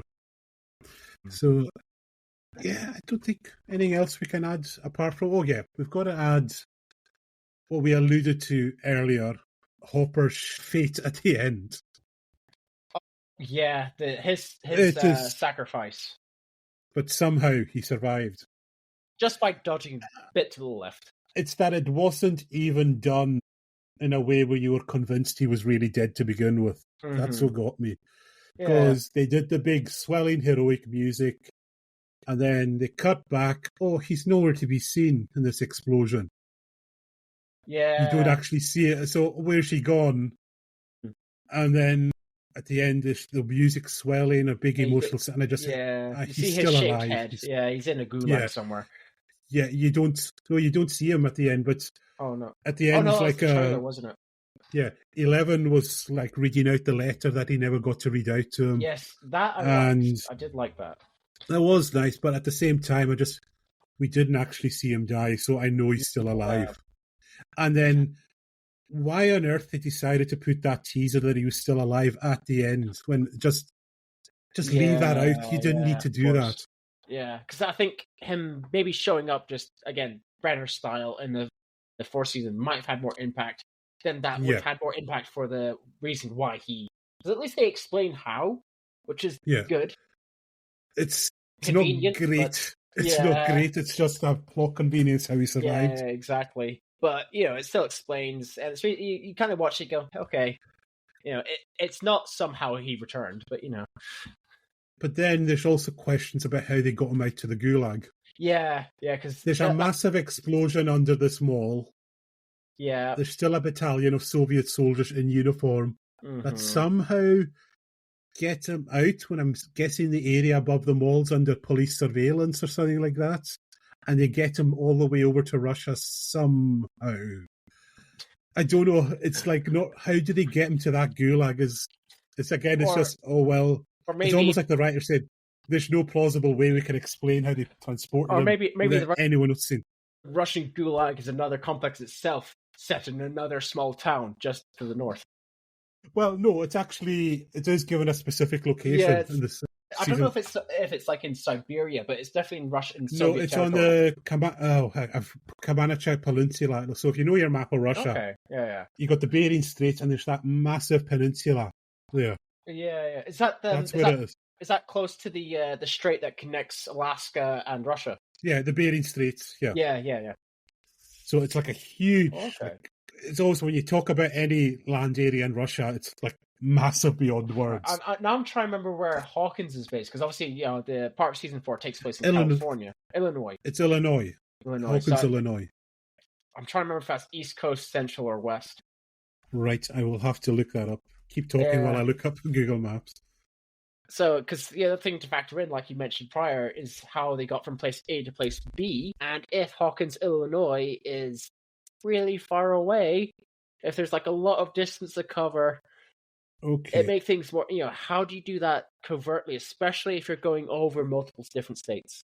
So, Illinois is where Chicago is, next to Wisconsin. So it's still West Coast. Well, it's actually closer to New York than California. So they've got to go over there, then somehow get through Canada, Alaska. Uh-huh. It's a a huge difference, distance they got him somehow. Unless, of course, Russians secretly have teleporters. Yes. Well, we never know. Crafty Russians anyway. But thankfully, though, much as though I'm annoyed at that, they do, having the Soviet base be a gulag is so much better than an underground base. And it's done really well. Mm-hmm. It's brutal. It's cold. Yes. It's like everything you imagine a gulag to be. I was invested in Hopper's story in the gulag. It was actually pretty cool. I enjoyed it. Yeah.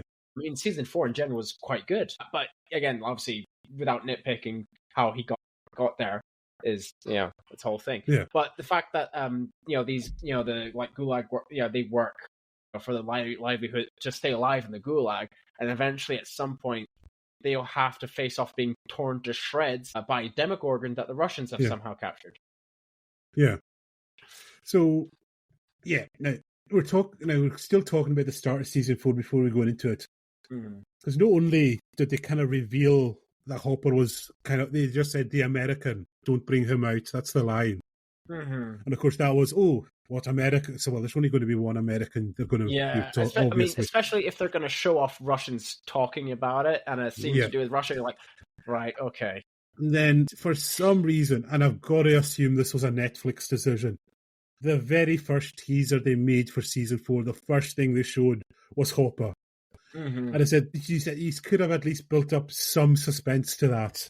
You could have just left the actor out of the press tour for a little bit and don't mention him, and then just have that suddenly be and then have Joyce suddenly get that Russian doll in the mail. Then it would have had a bit more impact.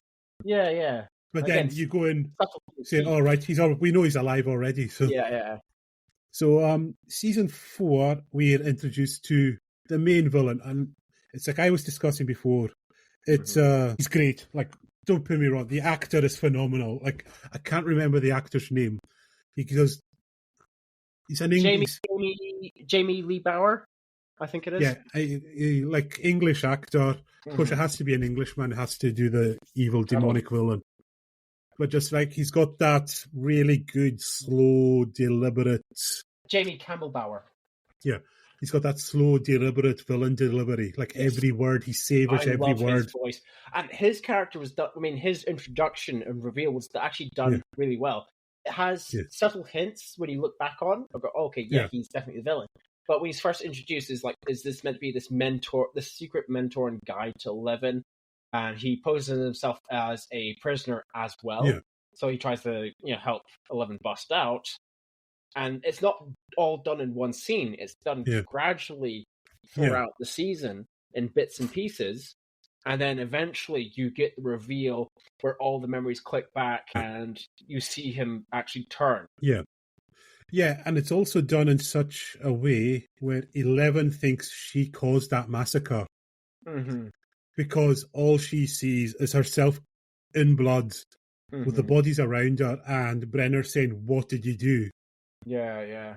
And so, it's like a really cool switch to realize it wasn't her all along. And it's just his whole reveal, and also he's Henry Creel, isn't it? His father was Victor Creel. Yes, he's Henry Creel. Yes. An alleged kind of serial murderer in Hawkins. And again, that's it. Most movies and TV series try to go with a red herring trope, and in my experience, quite a few of them kind of fail because they're too obvious. Whereas the way season 4 handles it is quite brilliantly done. There's an aspect that that Victor Creel is presented as a potential serial killer because of the past, and he has this reputation. He's a red herring, and it's an obvious one. There's something behind it because Vecna's the one behind it. So Victor Creel is an obvious red herring. Then you think, okay, Vecna is the main bad guy. He is, and you don't know where he comes from, how he exists, and all you can think of, he just comes from the upside down. He is, as a kid sort of give off is the Vecna is the Mind Flayers' top 5-star general. And you kind of think that at first, but then the more you watch it, the more things kind of click, and then you realize, oh no, Vecna's the one that's behind the scenes. Yeah. And you don't really connect the 11's memories along with what's happening right now. Yeah. And then, of course, the reveal happens and all clicks together. And that realization is so cool. I love it. And it's funny because Victor, like when he's been interviewed in the prison by Nancy and Robin, he kind of just basically tells you, he gives you a huge clue, which is done in such a way you don't realize, because he says, my boy was a quiet one, and then he doesn't mention his son again. Yeah, it's true. So it's like the ignored son again, kind of going a bit like with Billy as well. Yeah. But that was more than abused, and like, you know, this whole thing of ignored sons or being ignored. Yeah. I think in Victor's case, it was like he came home, he had a nice family, daughter, 2 kids, lovely life, he was a war veteran, if I recall correctly, as well. So it's like almost that 50s American stereotype. Yeah, and, everyone grows up, like, with rumors of the Victor Creel house, and, what he first perceives as the house being cursed, because, animals start dead and everything. He has no idea why. Doesn't really suspect his son, because, as he said, his son was quiet, and like you said, leaves it at that. And when you think back on it, it's like, okay, there's a reason why he left his son out, because silence speaks louder. Yeah, because then you find out he had his son basically committed in the end. Yes, he did. Yeah. I said that's why he left it out for those. You just don't go looking there. You're not going to like what you find, kind of. Yeah, exactly. And also probably because he presumes his son is gone as well. Yeah. So and also got to say the way Vecna kills his victims. It's one of the most primal human turn-offs is limbs at the wrong angle. Yeah. There's not a human being I know that can tolerate seeing that. Yeah, I mean, it was, I think, almost every aspect. I think there's more aspects of the death scenes that affect more than others. Yeah. Like, for me, it wasn't so much the limbs. I mean, that is creepy in itself. Yeah. For me, it's when the eyes just disappear and the jaw becomes unhinged and goes, that makes me go, oh, Jesus. Yep. And it's quite, and again, it's like quite cool. They reintroduced the using D&D references to explain what's going on, which I was so happy to see that come back. Definitely. Because again, they're naming another creature. I mean, you have the Mind Flayer and whatnot. And you have to get some context as to why the Mind Flayer is called that. But they purposefully give Vecna his name. Yeah. And so, as always, we have to talk about new characters. There's 2 brand new characters, and like as I hold my fingers up, it's literally this good side and awful side. We'll go with it, Eddie. Phenomenal. What an acting performance. Legend. This guy, and it's kind of, you understand why this guy is constantly in work. Is it Paul Quinn or something like that? I think so. Another English actor, but it's just, you understand now why he's one of the most in-demand actors of the moment right now. He is just, and you see him in real life, and he is nothing like this guy, but it's not only his line delivery. Like I said, I've always said this, like, the measure of really good actors is like when they're not talking, if they can still portray that character to you. Yes. If you can still understand, and he does it so well, just his movements and his energy and all that, it's just so, what an actor this guy is. I think what really sets it for you is how he's introduced. He's like another sort of a role model for the kids. Yeah. They're going through high school. They're dealing with bullies. They're dealing with being outcasts. Lucas is no longer one of them. He's no longer an outcast. It's almost like he's torn between the light and the dark. It's almost a bit of a Darth Vader thing going. As he says himself, he's with the cool kids now. He doesn't want to screw it up. He's with his own clique. He has reputation because he's on a sporting team. So he feels like he has to sacrifice his nerd group to have good, positive reputation and not be bullied. And then, so Eddie kind of almost fills that role in a sense, as because I know Lucas was originally part of Eddie's group and then leaves, but you see more of Eddie than you do Lucas to begin with. And immediately, Eddie's a good role model. He's influencing their interests and everything. And of course, he fits in with them as an outcast. Everyone knows Eddie the Freak, so he might as well have lots of mini freaks to be associated with him. He's just a brilliant character. And then he has this sort of not commanding. He has this confidence to be himself, which is really cool. I love that. And then, of course, when he kind of like helps out with the cheerleader, or the cheerleader goes and speaks with him, he's someone who likes helping others. Yes, it's kind of him behind his bravioso facade, I guess. Yeah, and he shows genuine concern for it. He doesn't go, "Oh, you're one of the bitchy popular cheerleaders. Why would I bother?" He doesn't even though he speaks out against the cliques, but if one of them came for his help, he would not turn them away. Yeah, like he's got that really strong humanity and empathy in him. Yeah, and it kind of deflects the everyone knows him as Eddie the Freak, the potential satanic worshiper and everything. Yeah. But no one knows Eddie the Helper, Eddie the big brother, Eddie the mentor. Well, it's like, as Dustin says right at the end when he's speaking to his uncle, he never stops being Eddie. Yeah. That's what I said. That's the great thing. He never ever stopped being Eddie for 1 second. Definitely. And then, when you see his reaction to Christine's death, you feel that. He gets frantic. He gets worried. He's like, what the hell, what's going on? And then he sees what's happening and he shrieks. It's not like a manly scream or anything. It's like it's not a yell. It's a shriek. Yeah. And if you want to know, there's something really interesting, because I watched this video earlier today to prepare for this, and it was the actors themselves rewatched season 4 and their reactions to it. And it was the Steve actor, and he was talking about that scene when they're in the boat trying to find the gate, and they all dive in one after the other. And he said, if you notice, each of them dives in a way that represents their character. Oh, Steve takes his shirt off, athletic dive. Robin just goes back like that. Yeah. Nancy just goes charging right in, and Steve, what the hell? He kind of rolls forward and going, no, Eddie, he kind of just does this weird kind of roll dive into the water. But if you watch it, they each do it in a way that kind of represents their character. That's pretty cool. And that's like something the writers, that was the directors told them to do. Just come up with a way your character would do it. And it's just those little moments that you don't realize when you're watching it, and you reflect, oh, that's just genius. They thought of that. And again, it's like you said, just little characteristics. They don't have to be verbal or too over the top. Just little subtle things that, that character would be doing that, Yeah, and so back to this side of the needle for the characters. There's actually 2 new characters. They're just awful. Who should we go for? I can't remember his name. The head of the basketball team. Yeah, I know. He is. Yeah. Now, Stranger Things should have fleshed this guy out. Why he's like but he's so one-dimensional. Yeah, that's true. I'm a true American for American values. I'm going to get to say.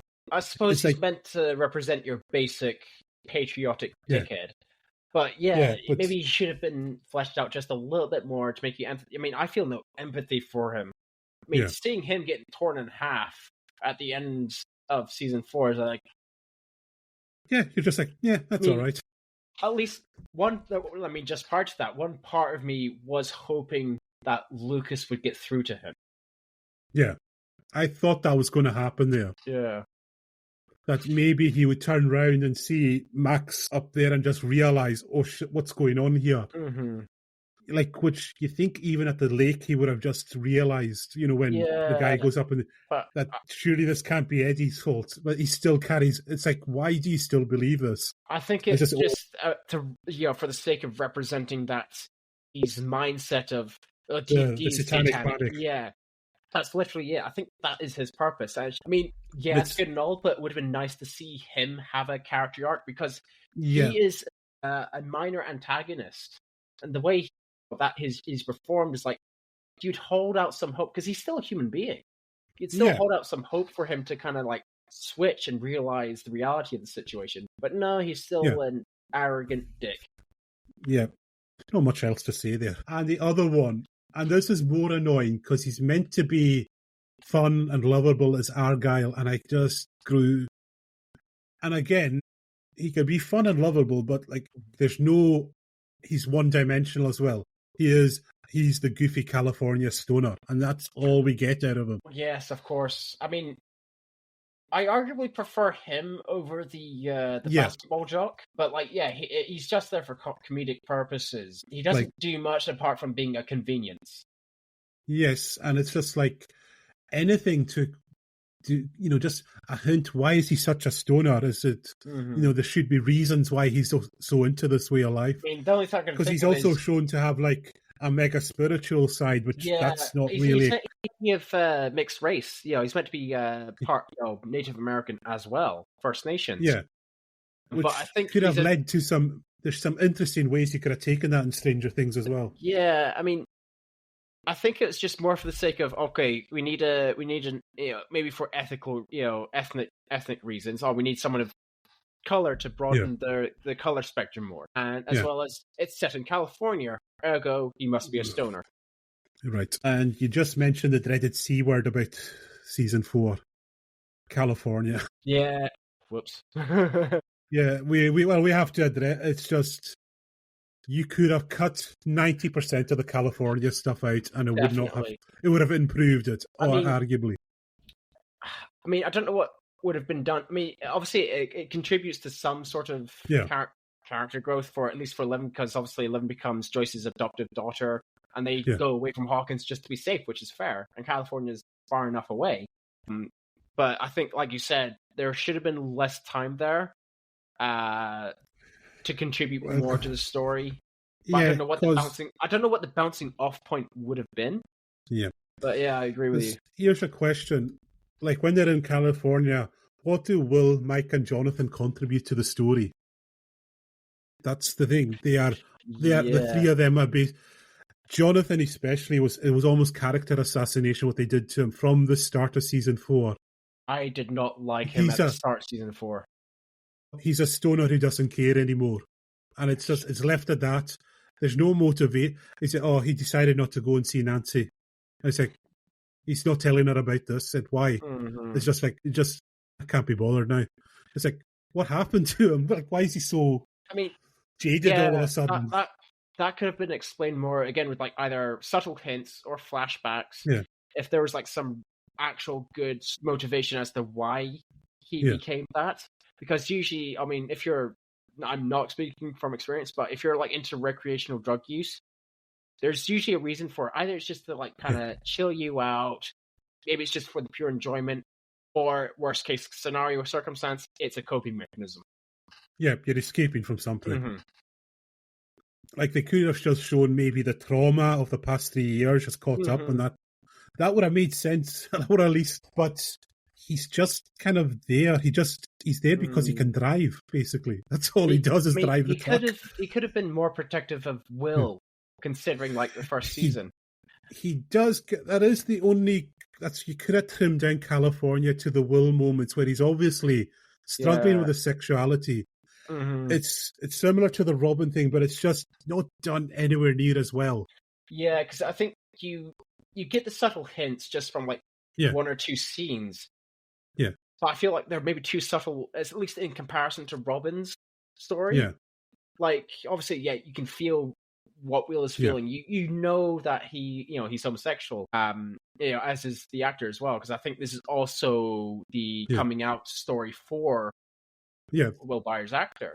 And of course, when the actor came out, his friends were not surprised.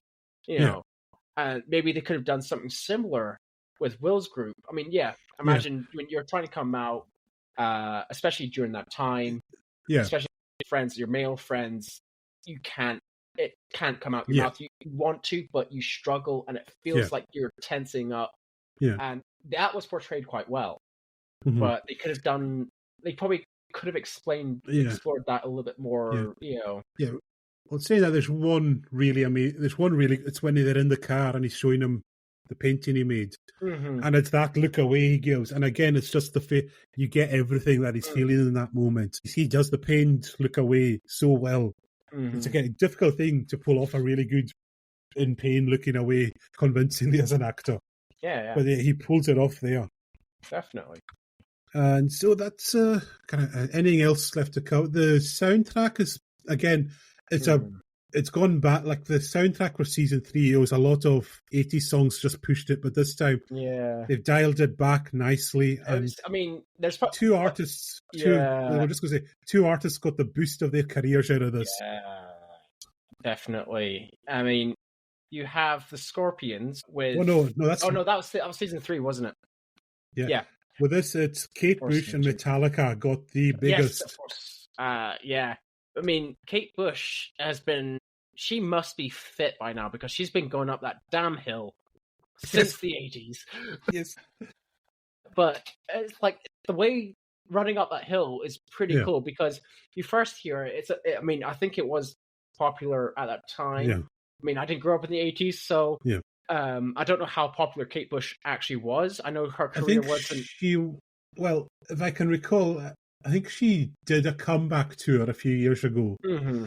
And just going by some of my Facebook feed and how excited a certain demographic were, I think she was massive in the 80s. Oh, definitely. I mean, massive enough for teenagers to associate with, because that was it's introduced as like sort of Max's theme, because she's constantly listening to it as she's like walking to school, dealing with what she's dealing with. She's having flashbacks of Billy. Yeah. Then of course her nose starts bleeding, and she you don't know at the time until you see it in more and more people.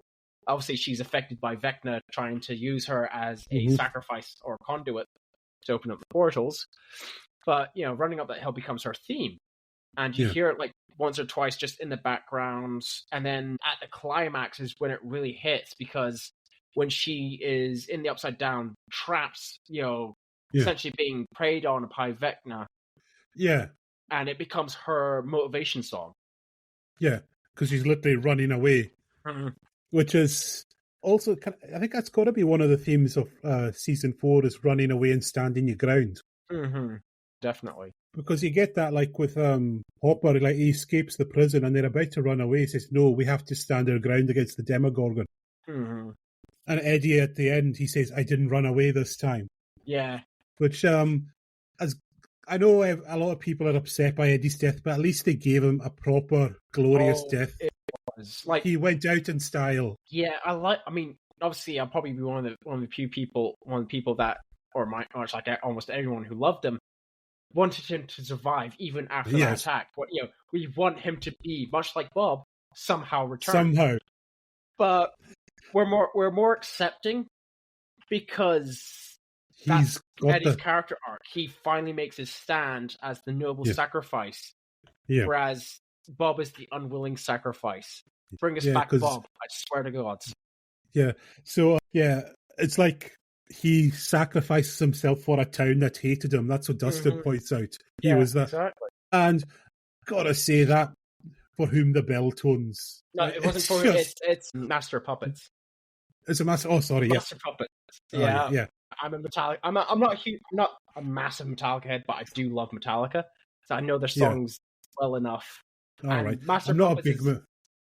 Master Puppets is a very fitting theme, considering the title of it. And you have Vecna behind the scenes just doing what he's doing. But the moment they gave Eddie with that guitar, like in a hell dimension, playing Master of Puppets, like, God, this is just so perfect. Yeah. I mean, as an actor, when he saw that scene finally complete, he must have just got, I could just retire now with that to my name. Oh, definitely. Because I think loads of people, be they Eddie fans or not, I mean, Master of Puppets alone is by a very well-loved band for a heavy metal user. That just skyrocketed. Yeah. And if someone actually went and did the research on this, in the timeline of the show, Master of Puppets had only been released for 4 months.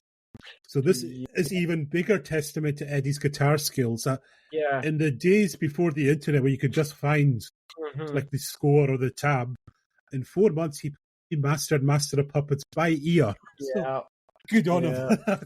He mastered that song perfectly. He would have had to like listen to it on a day-to-day basis. You know. In between doing D&D club and drugs, he somehow found the time to master like an epic guitar song. Yeah, definitely. And so, it is such a good, and it's like a kind of great ending because they basically kind of lose, which is it's really it's a or at the very least a Pyrrhic victory, like it's a moral victory for them. Yeah, moral victory. or close defeats rather. But yeah, I mean, the main cast survive, but with a lot of sacrifice and a lot of scars to carry on. And it is a Pyrrhic victory, because even though it's not a victory, it's just a battle in a huge war. They pushed Vecna back hard enough, but they know he's going to come back. Well, because basically Max does die, and that's Vecna has won, and he can now invade, which is what the very last scene is. Basically, Upside Down is coming. Yeah. And can I say, two characters I really want to come back? I really hope Murray comes back. Oh, yeah, that would be fun. He just disappears at the end. Yeah, that's true. The helicopter flies over the Gulag, and also that Russian guard, and I can't remember his name. I really hope he's got a role to play. The one that helps Hopper. Yeah. I really want him to. And I would love to see Yuri again. He was a fun character, Yuri. Which one was Yuri? The pilot, the really dodgy Russian pilot. Yeah, he kept trying to stab them in the back constantly. And also, got to say, talk about heroic moments. It's so great that it's Murray that gets to torch the Demogorgon in the Gulag. Oh, yeah. It is so fantastic that it's him that gets that moment. Like a moment of sheer brave heroism, kind of action hero. The person you least expected it from. Yes. And that he gets when he uses his karate in the plane. It's just, he's got so many great comedic moments, that guy. And again, they can continue like that if they are done well. And they contribute to the story in the way that they do. Yeah. Yep. So, all right. So that's anything else to add to season 4, or shall we go to the rankings now? I think it's just the way it left off with Maxine in a coma. Yeah. Yeah, because 11 can't sense her presence anywhere. Like, she brings her back to life, but there's a void when she tries to enter her mind. Yeah. So, yeah, that's the kind of cliffhanger. So, I'm torn between what's the second best season here. Season 3 is obviously the low point. Yeah. And this was a return to form, but because this season was so long, the episodes were so bloody long, that's a drawback, because I feel there's a lot that could have been trimmed significantly. I think it was a case of, one, they probably wanted to make up for, the season 3, but they also wanted to cram in all these ideas and make it an epic tale. But they're, like you said, they drag on. And there's so many things happening on at once, which is fair enough. You have 3 groups. You have the teenagers and the adults all going on their own adventures. It's still good enough storytelling method, I guess. But the drawback to something like that, again, in general with the stories, if you introduce too many characters, it drags it out. There's too many points of interest for anyone to kind of focus on, and it becomes sort of this mush of kind of, okay, I've lost my interest. There's too much going on. It overloads your brain. Yeah. And then there's less focus on creating a solid story. Oh, and can I just add, although Bremer died, Matthew Modine has said, he's still alive somewhere. And I don't know if I don't know. I really hope not. Because another somehow they survived is just too much. Yeah, one thing I will give credit to this somehow Brenner survived thing is they were able to use him to kind of flesh out his character and Eleven's a lot more. That he's trying to help 11 out, even though his methods are completely unethical at times. I know it's like the contrast between him and the professor guy was really good. Of course. But yeah, I don't think he should be back for season 5. I know they've finished filming it, and it's just a case of them releasing it now. Yeah, which will be it's 2 weeks. So 2 weeks or a week or 10 days or something. That's why we're recording this right now to catch the hype, to get on that gravy train for the hype. Oh yeah, I think maybe the actor said that just out of jest, because I think he had a very obvious on-screen death. There is no coming back from that unless you are Emperor Palpatine. So I don't think his character's coming back at all. Yeah. I would hope. I know Maxine, she's going to be the driving force for a good portion of the story, because she's the one that's in the coma. Well, before we get on to previewing season 5, just our rankings, our final rankings. So I'll say season 1, and I've thought about it. It's season 2 just because it's just more compact than season 4. Yeah. There's probably more there's more standout moments in season 4, but there's so much. Yeah, I mean, there's so much that could have been trimmed out of season 4. Definitely. There's so much just. I think season 4, when it worked. But I think they were trying for a lot of impactful moments as opposed to actually having them building organically, it up. For season 2, like you said, that was. Yeah, whereas I'd say season 3 is a distant last at the moment. So there are good moments from season 3, and a lot of the shock factor is pretty good. The storytelling was. Yeah, there was.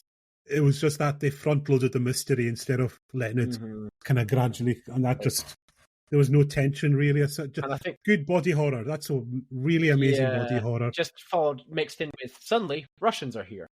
Yeah, and the introduction of Robin, fantastic as well. Yeah, and that's Robin's there's really good individual bits in season 3, but it's just not the glue isn't there to kind of put it all together. Yeah. And then, like I said, season 4 does the Soviets correctly. I think it does them better, a way lot better. I think so. So I think I agree with you. Season 2, second best, and of course season 1 because it's the one that sets it all up. Yeah. So with that, I don't know. Shall we look ahead to season 5 now? Hopefully this works. Technology. I am praying this works. Let's see this because I do have the season 5 trailer ready to go. Have you watched it yet? I actually have not. Oh, that's even better. So in total YouTube sellout style, we are going to do a reaction video. How's that now? Good. Long rest. We can begin. There's no time for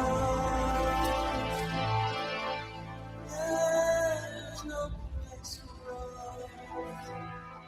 We're really starting to lose it. Being stuck in here, no end in sight. Maybe tonight is our break. We find Vecna. We end this once and for all. Together.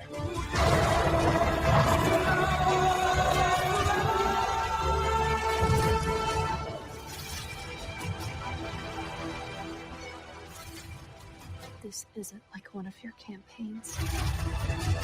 You don't get to write the ending. Not this time. He's planning to end our world. And he's not going to stop until we're drained of every last ounce of suffering.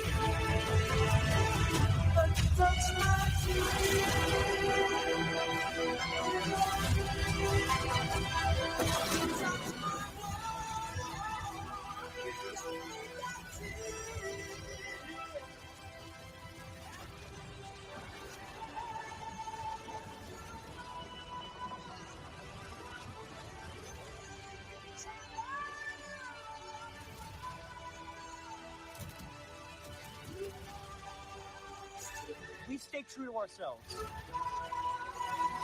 Stay true to our friends. Do it. No matter the cost.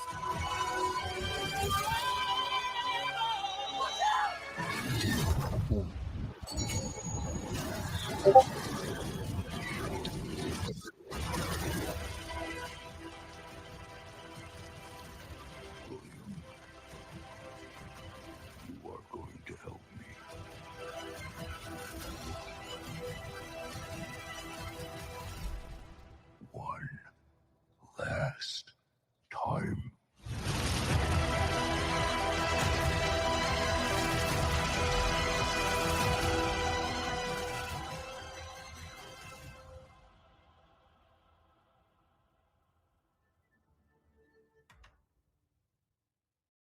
There you have it.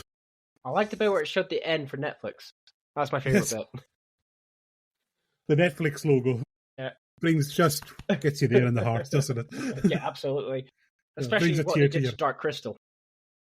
Oh, well, I do like Netflix, I've got to say. They do a lot of good, I think, in promoting for a world cinema and world TV series. But anyway, there we have not much given away at all. Very little. I mean, you definitely don't just get to see a small squad of Demogorgon assault a military base. Yeah. I was like, oh, It's- okay. Okay. From what I know that the military base, that's actually Hawkins is under barricade by the military because of what's going on. Of course, yeah, it would be. They did actually reveal that. And I do know they said it's going to focus heavily on Will this season as well. Because all that build up, considering they couldn't, if they didn't bother with that, then season 2's Will would have no meaning or resolution. Because as Vecna or Henry there says, you're going to help you one last time. Yes. So he has some control over Will still. Yeah. So there's always he's going to do a trap on the team. So just using common sense, it's a finale. One of the team's going to die properly, I think. I think you're going to see that. That's just... and it's just which one, I can't really say. There's a few contenders who it could be. I mean... It's not going to be I wouldn't think it'd be one of the main ones. It'd be maybe someone like Jonathan or someone. Maybe. I mean, because that would be impactful. That would be impactful enough for Will. Yeah, but not enough to piss off like the loyal fans that they killed off a favorite. Yeah, well, again, it depends. It depends on the execution. Yeah.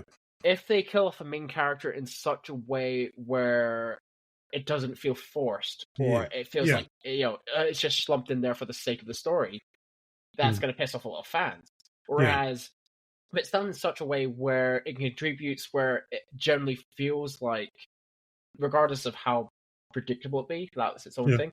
But if it generally feels like there is no other choice, it has to be this character specifically, and it's done in such a way where fans will, they'll be annoyed, a wee bit pissed, but more so at the fact, the character's dying, rather than that they died.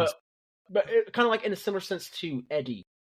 Like, if it feels right, it'll make this character, the audience, kind of sad but not resentful. It'll make them love the character more, for their sacrifice. Like I say, out of the wider group, my pick would be Jonathan. If they're going for someone in the immediate group, I would say Lucas probably would be my pick. If they were, but you have there's an issue if it was Lucas. Yes, I know. Yes, there is. Yeah, and how to portray that would be... They could obviously do Luke. I mean, if it's done in a brave, heroic way. Again, if it's done right, If it's done, but it fits the character. I'm just going off like convention, like season finales. There's going to be someone die, because that then increases the stake for the ends. Because then you're thinking, well, who else could? Hopper? Crockett. He's already had a death, so... Joyce? No, I can't see them doing that. No, I mean, I suppose... Because again, you've also got to think about the actor who's playing them as well. Would you be willing to kill off Winona Ryder, and would she be okay? Well, I would say Jonathan's like a contender for me, because... Yeah, because he is like the male role model for Will for most of his life. Yeah, and he's kind of been absent the past while. Yeah, additionally, it has to be someone, like you might have alluded to before, who acts as a catalyst for Will. Yeah. Yeah. I don't think it's a one where they step in to pull Will out. Yeah. Or like at the very end of the episode they make their sacrifice. It has to be maybe midway, or probably like a third of the way. They sacrifice themselves for Will. Here's a hypothesis. It's like 11 has to make a decision, and it ultimately results in Jonathan's, and then Will is very tempted by Vecna, then what he has to offer. Because, 11 promised to always protect them, and then in one moment, she, as he sees it, she didn't. Yeah. I mean, Vecna's already he's shown to be very intelligent, very manipulative, very aware of what goes on. And he knows he can manipulate Will, so that would be, if he could set up Jonathan's death in such a way, he's got the ultimate leverage over him then. And of course, in this case, with Will, who doesn't have any powers, can still be used, and maybe used as a conduit. He'll definitely be a playing card to get to 11. Yeah. And obviously from that trailer, we see 11's powers have really come along. She's The first thing I thought essentially of was Wonder Woman now. that. The first thing I thought of was like, she's a Jedi or a Force user because Yeah. Force jump. Yeah, or a Wonder Woman jump, or whatever you want to call it. Like I said, there's not like I'm also going to say there's nothing from the finale in that trailer. I guarantee you, there's everything you see in that trailer is from the first batch of episodes we're going to see. Because they won't play their hand that early at all. I know modern trailers tend to give away the ending, but I think they're smarter than this with this one. I mean, something this big, you do not want to give the ending away to. Yeah. Something that caught my eye is like right out the gates when the trailers, aside from the Hawkins with the lightning in the background, where it shifts to, you hear Vecna speaking. First thing you see in the foreground, I thought was Vecna. It looked very much like him, and then you kind of see him appear in the background. I'm like, was the thing in the front of Demogorgon, or was that like another body of Vecna? Okay, I can answer that one because they have put up the first 5 minutes of the new season online just yesterday. Okay. There's nothing incredible revealed. It's basically it's a flashback to season 1. Will is hiding in his hideout. The Demogorgon grabs him, brings him to Vecna's lair, where he puts the tube in his mouth, and he just says, "I've got such big plans for you," or something along those lines. So, it's a bit of retconning that this was what was going on all along, obviously. Yeah, again, like when it comes to retcon stuff like that, if it's done right and you can make it fit, as opposed to jamming it together. Yes, which Star Trek's very guilty of that at times because of all the timeline confusion they go through. As well as different writers. Yes. But there's not much, but that's my only prediction is there's going to be a death, and I'm going with Jonathan's going to die. Yeah, I'd say that's a possibility as well. That's just looking at it logically, like, who could they sacrifice to have an impact on the characters? And Jonathan just seems like... I have a feeling I don't think it's going to be one of the kids. I mean... I don't think they could do that. I just don't think... If it was, though, if they do pull that rabbit out, I think Lucas would be the one. What if it was Steve?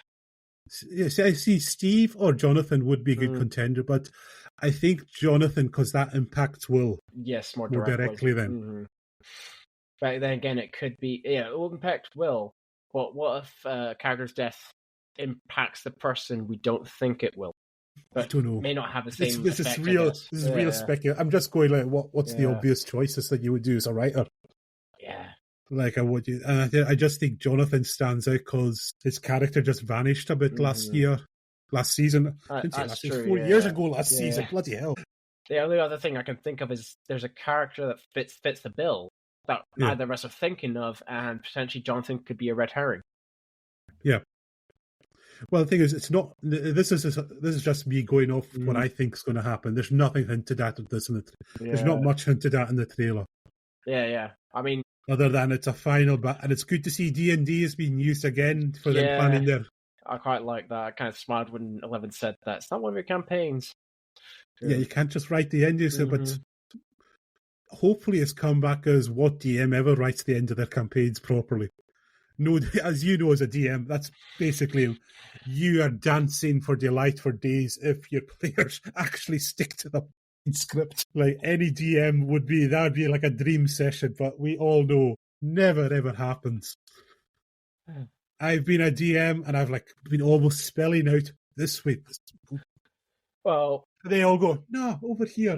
Yeah, I mean, that's where we're going. That's the thing with. I've always been advised to, as you know, off topic but related topic. When you're DM, never railroad your party. And if there's something you want to indicate, you point towards them. I think I've tried this. I'm not particularly good at it, but something that Matt Mercer has said is if there's something that you want your party to discover because it's part of the story, you leave little notes or you suggest breadcrumbs. It's like, even if they get a low perception check or whatever, it's like your eyes don't see much, but they do list over to this object over here, and that kind of gets it going without railroading them. Yeah. And in my case, it's just...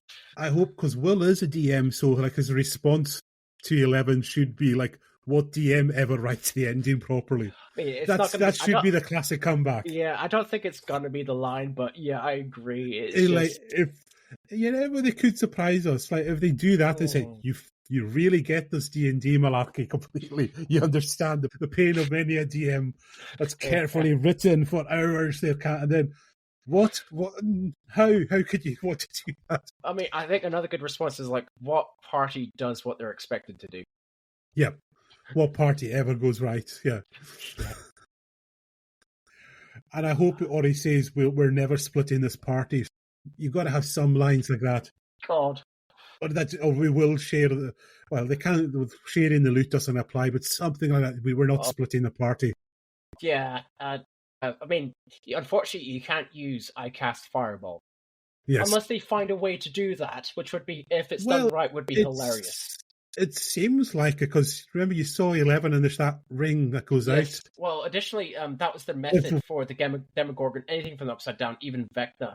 Yeah. Fire. Yeah. So, that might be a good line if someone says she's going to do Fireball here, guys. Run for cover. There's so many lines you would just go, yes! Or just a simple I cast Fireball. Yes. Just, Yeah. But I don't know what else we can glean from that trailer. There's not much. They're wisely playing it close to their chest, too. Which is good. I mean, I see a lot of guns. Yep. I suppose there's going to be a lot of guns in the film, the season.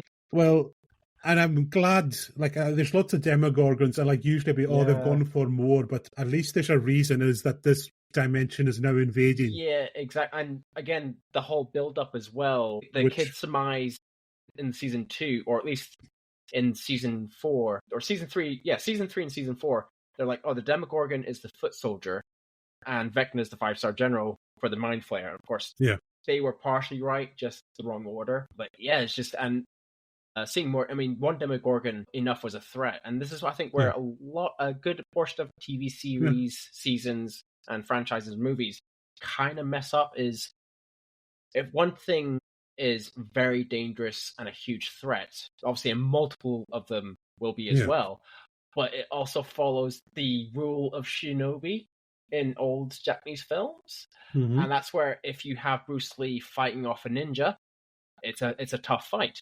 If you have Bruce Lee fight off multiple ninja, it's going to be an easy fight. Same thing applies to multiple Demogorgons, despite their threat level. However, the fact that, if it's done right, and it's not like an army, it's like sporadic skirmishes, it's still a huge threat. Which leads me, the best homage they could do is to do some Aliens references. Yeah. Because it's now custom made for that. There's hundreds of them. So let's have just throw in some nice, because there were some Alien references in the first. So it makes sense. Surely this time they can go for Aliens. Yeah, they're battling multitudes of them. So there's a game over would be nice. It's a question of how far can that get stretched without ruining it. It's like the whole the Weeping Angels thing as well. Yeah. There's also overuse. Yes, because you don't want to get to a Daleks in Manhattan level. I mean, yes, the Daleks are making cups of tea for people. Is what's happened? Where have they... That did make me giggle. It was funny, but at the same time, you're going, these are meant to be genocidal psychopaths. Would you care for some tea? Yes, I can't. I'm not going to attempt a Dalek voice. I can only do a handful of accents, and that sadly is not one of them. Drop, and then they'll probably have another preview, so we could get a good bit out of that. Safest bet is probably to watch it all in one go, because it depends on our availability when we're actually able to watch. Yeah, so New Year's Day when we're all hungover might be interesting. I think a good time prior to doing this. Because now. But yeah, any other predictions for season 5 other than? You're hoping for no somehow they survived moments. Yeah, because she's been in the press promotion, so she's definitely got to be involved. So either you can just use. Yeah. And the other thing I might predict is I think Mike is more powerful than we realise. I think he's got powers. Okay. I think I've got a feeling that he's been definitely not inherent, but something that's gained through his time in the Upside Down. And then maybe he's kind of gained sort of dark powers from Vecna and he uses it against him in the end. Because one thing that is not explained at all is how do the kids? I mean, the kids in Brenner experimented on, they were forced to have those powers because Henry Creel was like the original, I think, from what I understand. How did Vecna get those powers to begin with? How are they acquired? Yeah, that's what I like. That's not really explained, and I would prefer that than it's selected bloodlines like Star Wars does. I'd rather it just be it's something it's a gift you're just born with somehow. Mm-hmm. But no, what was I going to say? Yeah, I think Will's the one. So Will, he's going to be. I think he's got some latent powers that he's not unlocked. Yeah, I'd say either latent powers or inherited from his time being, from the Upside Down. Because it's very much hinted at, and that Vecna specifically chose him, that it wasn't just an accident he ended up there. Which probably does indicate to him having latent unlocked powers, like you said, as opposed to inherent. That, or he sensed something in Will and gave him something that would, awaken said powers, which are still on a delayed timer by the looks of things. Yeah, which unfortunately means that suddenly he could become all powerful and save the day, which is another way. But again, we're speculating here. Yeah, I mean, again, if it's done right, it would be brilliant. Yeah. If it's kind of forced and he becomes like, it's like conveniently he has powers that could rival Vector's. It's not just 11; it's Will as well. Yeah. It depends on how it's done. Like I don't think he should be if he does have powers. I don't think he should be as powerful as 11. Yeah. I mean, something about the Hawkins kids, they all have different abilities. Yes. So I do appreciate that. So there's maybe he's got firepower and he can do fireball. It'd be so funny if he turns out, because he's well wise, if he turns out to be an actual mage. Yeah. That'd be so cool. Yeah, he plays a wizard, so ergo. And he's essentially liches, as I mentioned before, are undead wizards, magic casters. Yeah. So there you go. Yeah, there we go.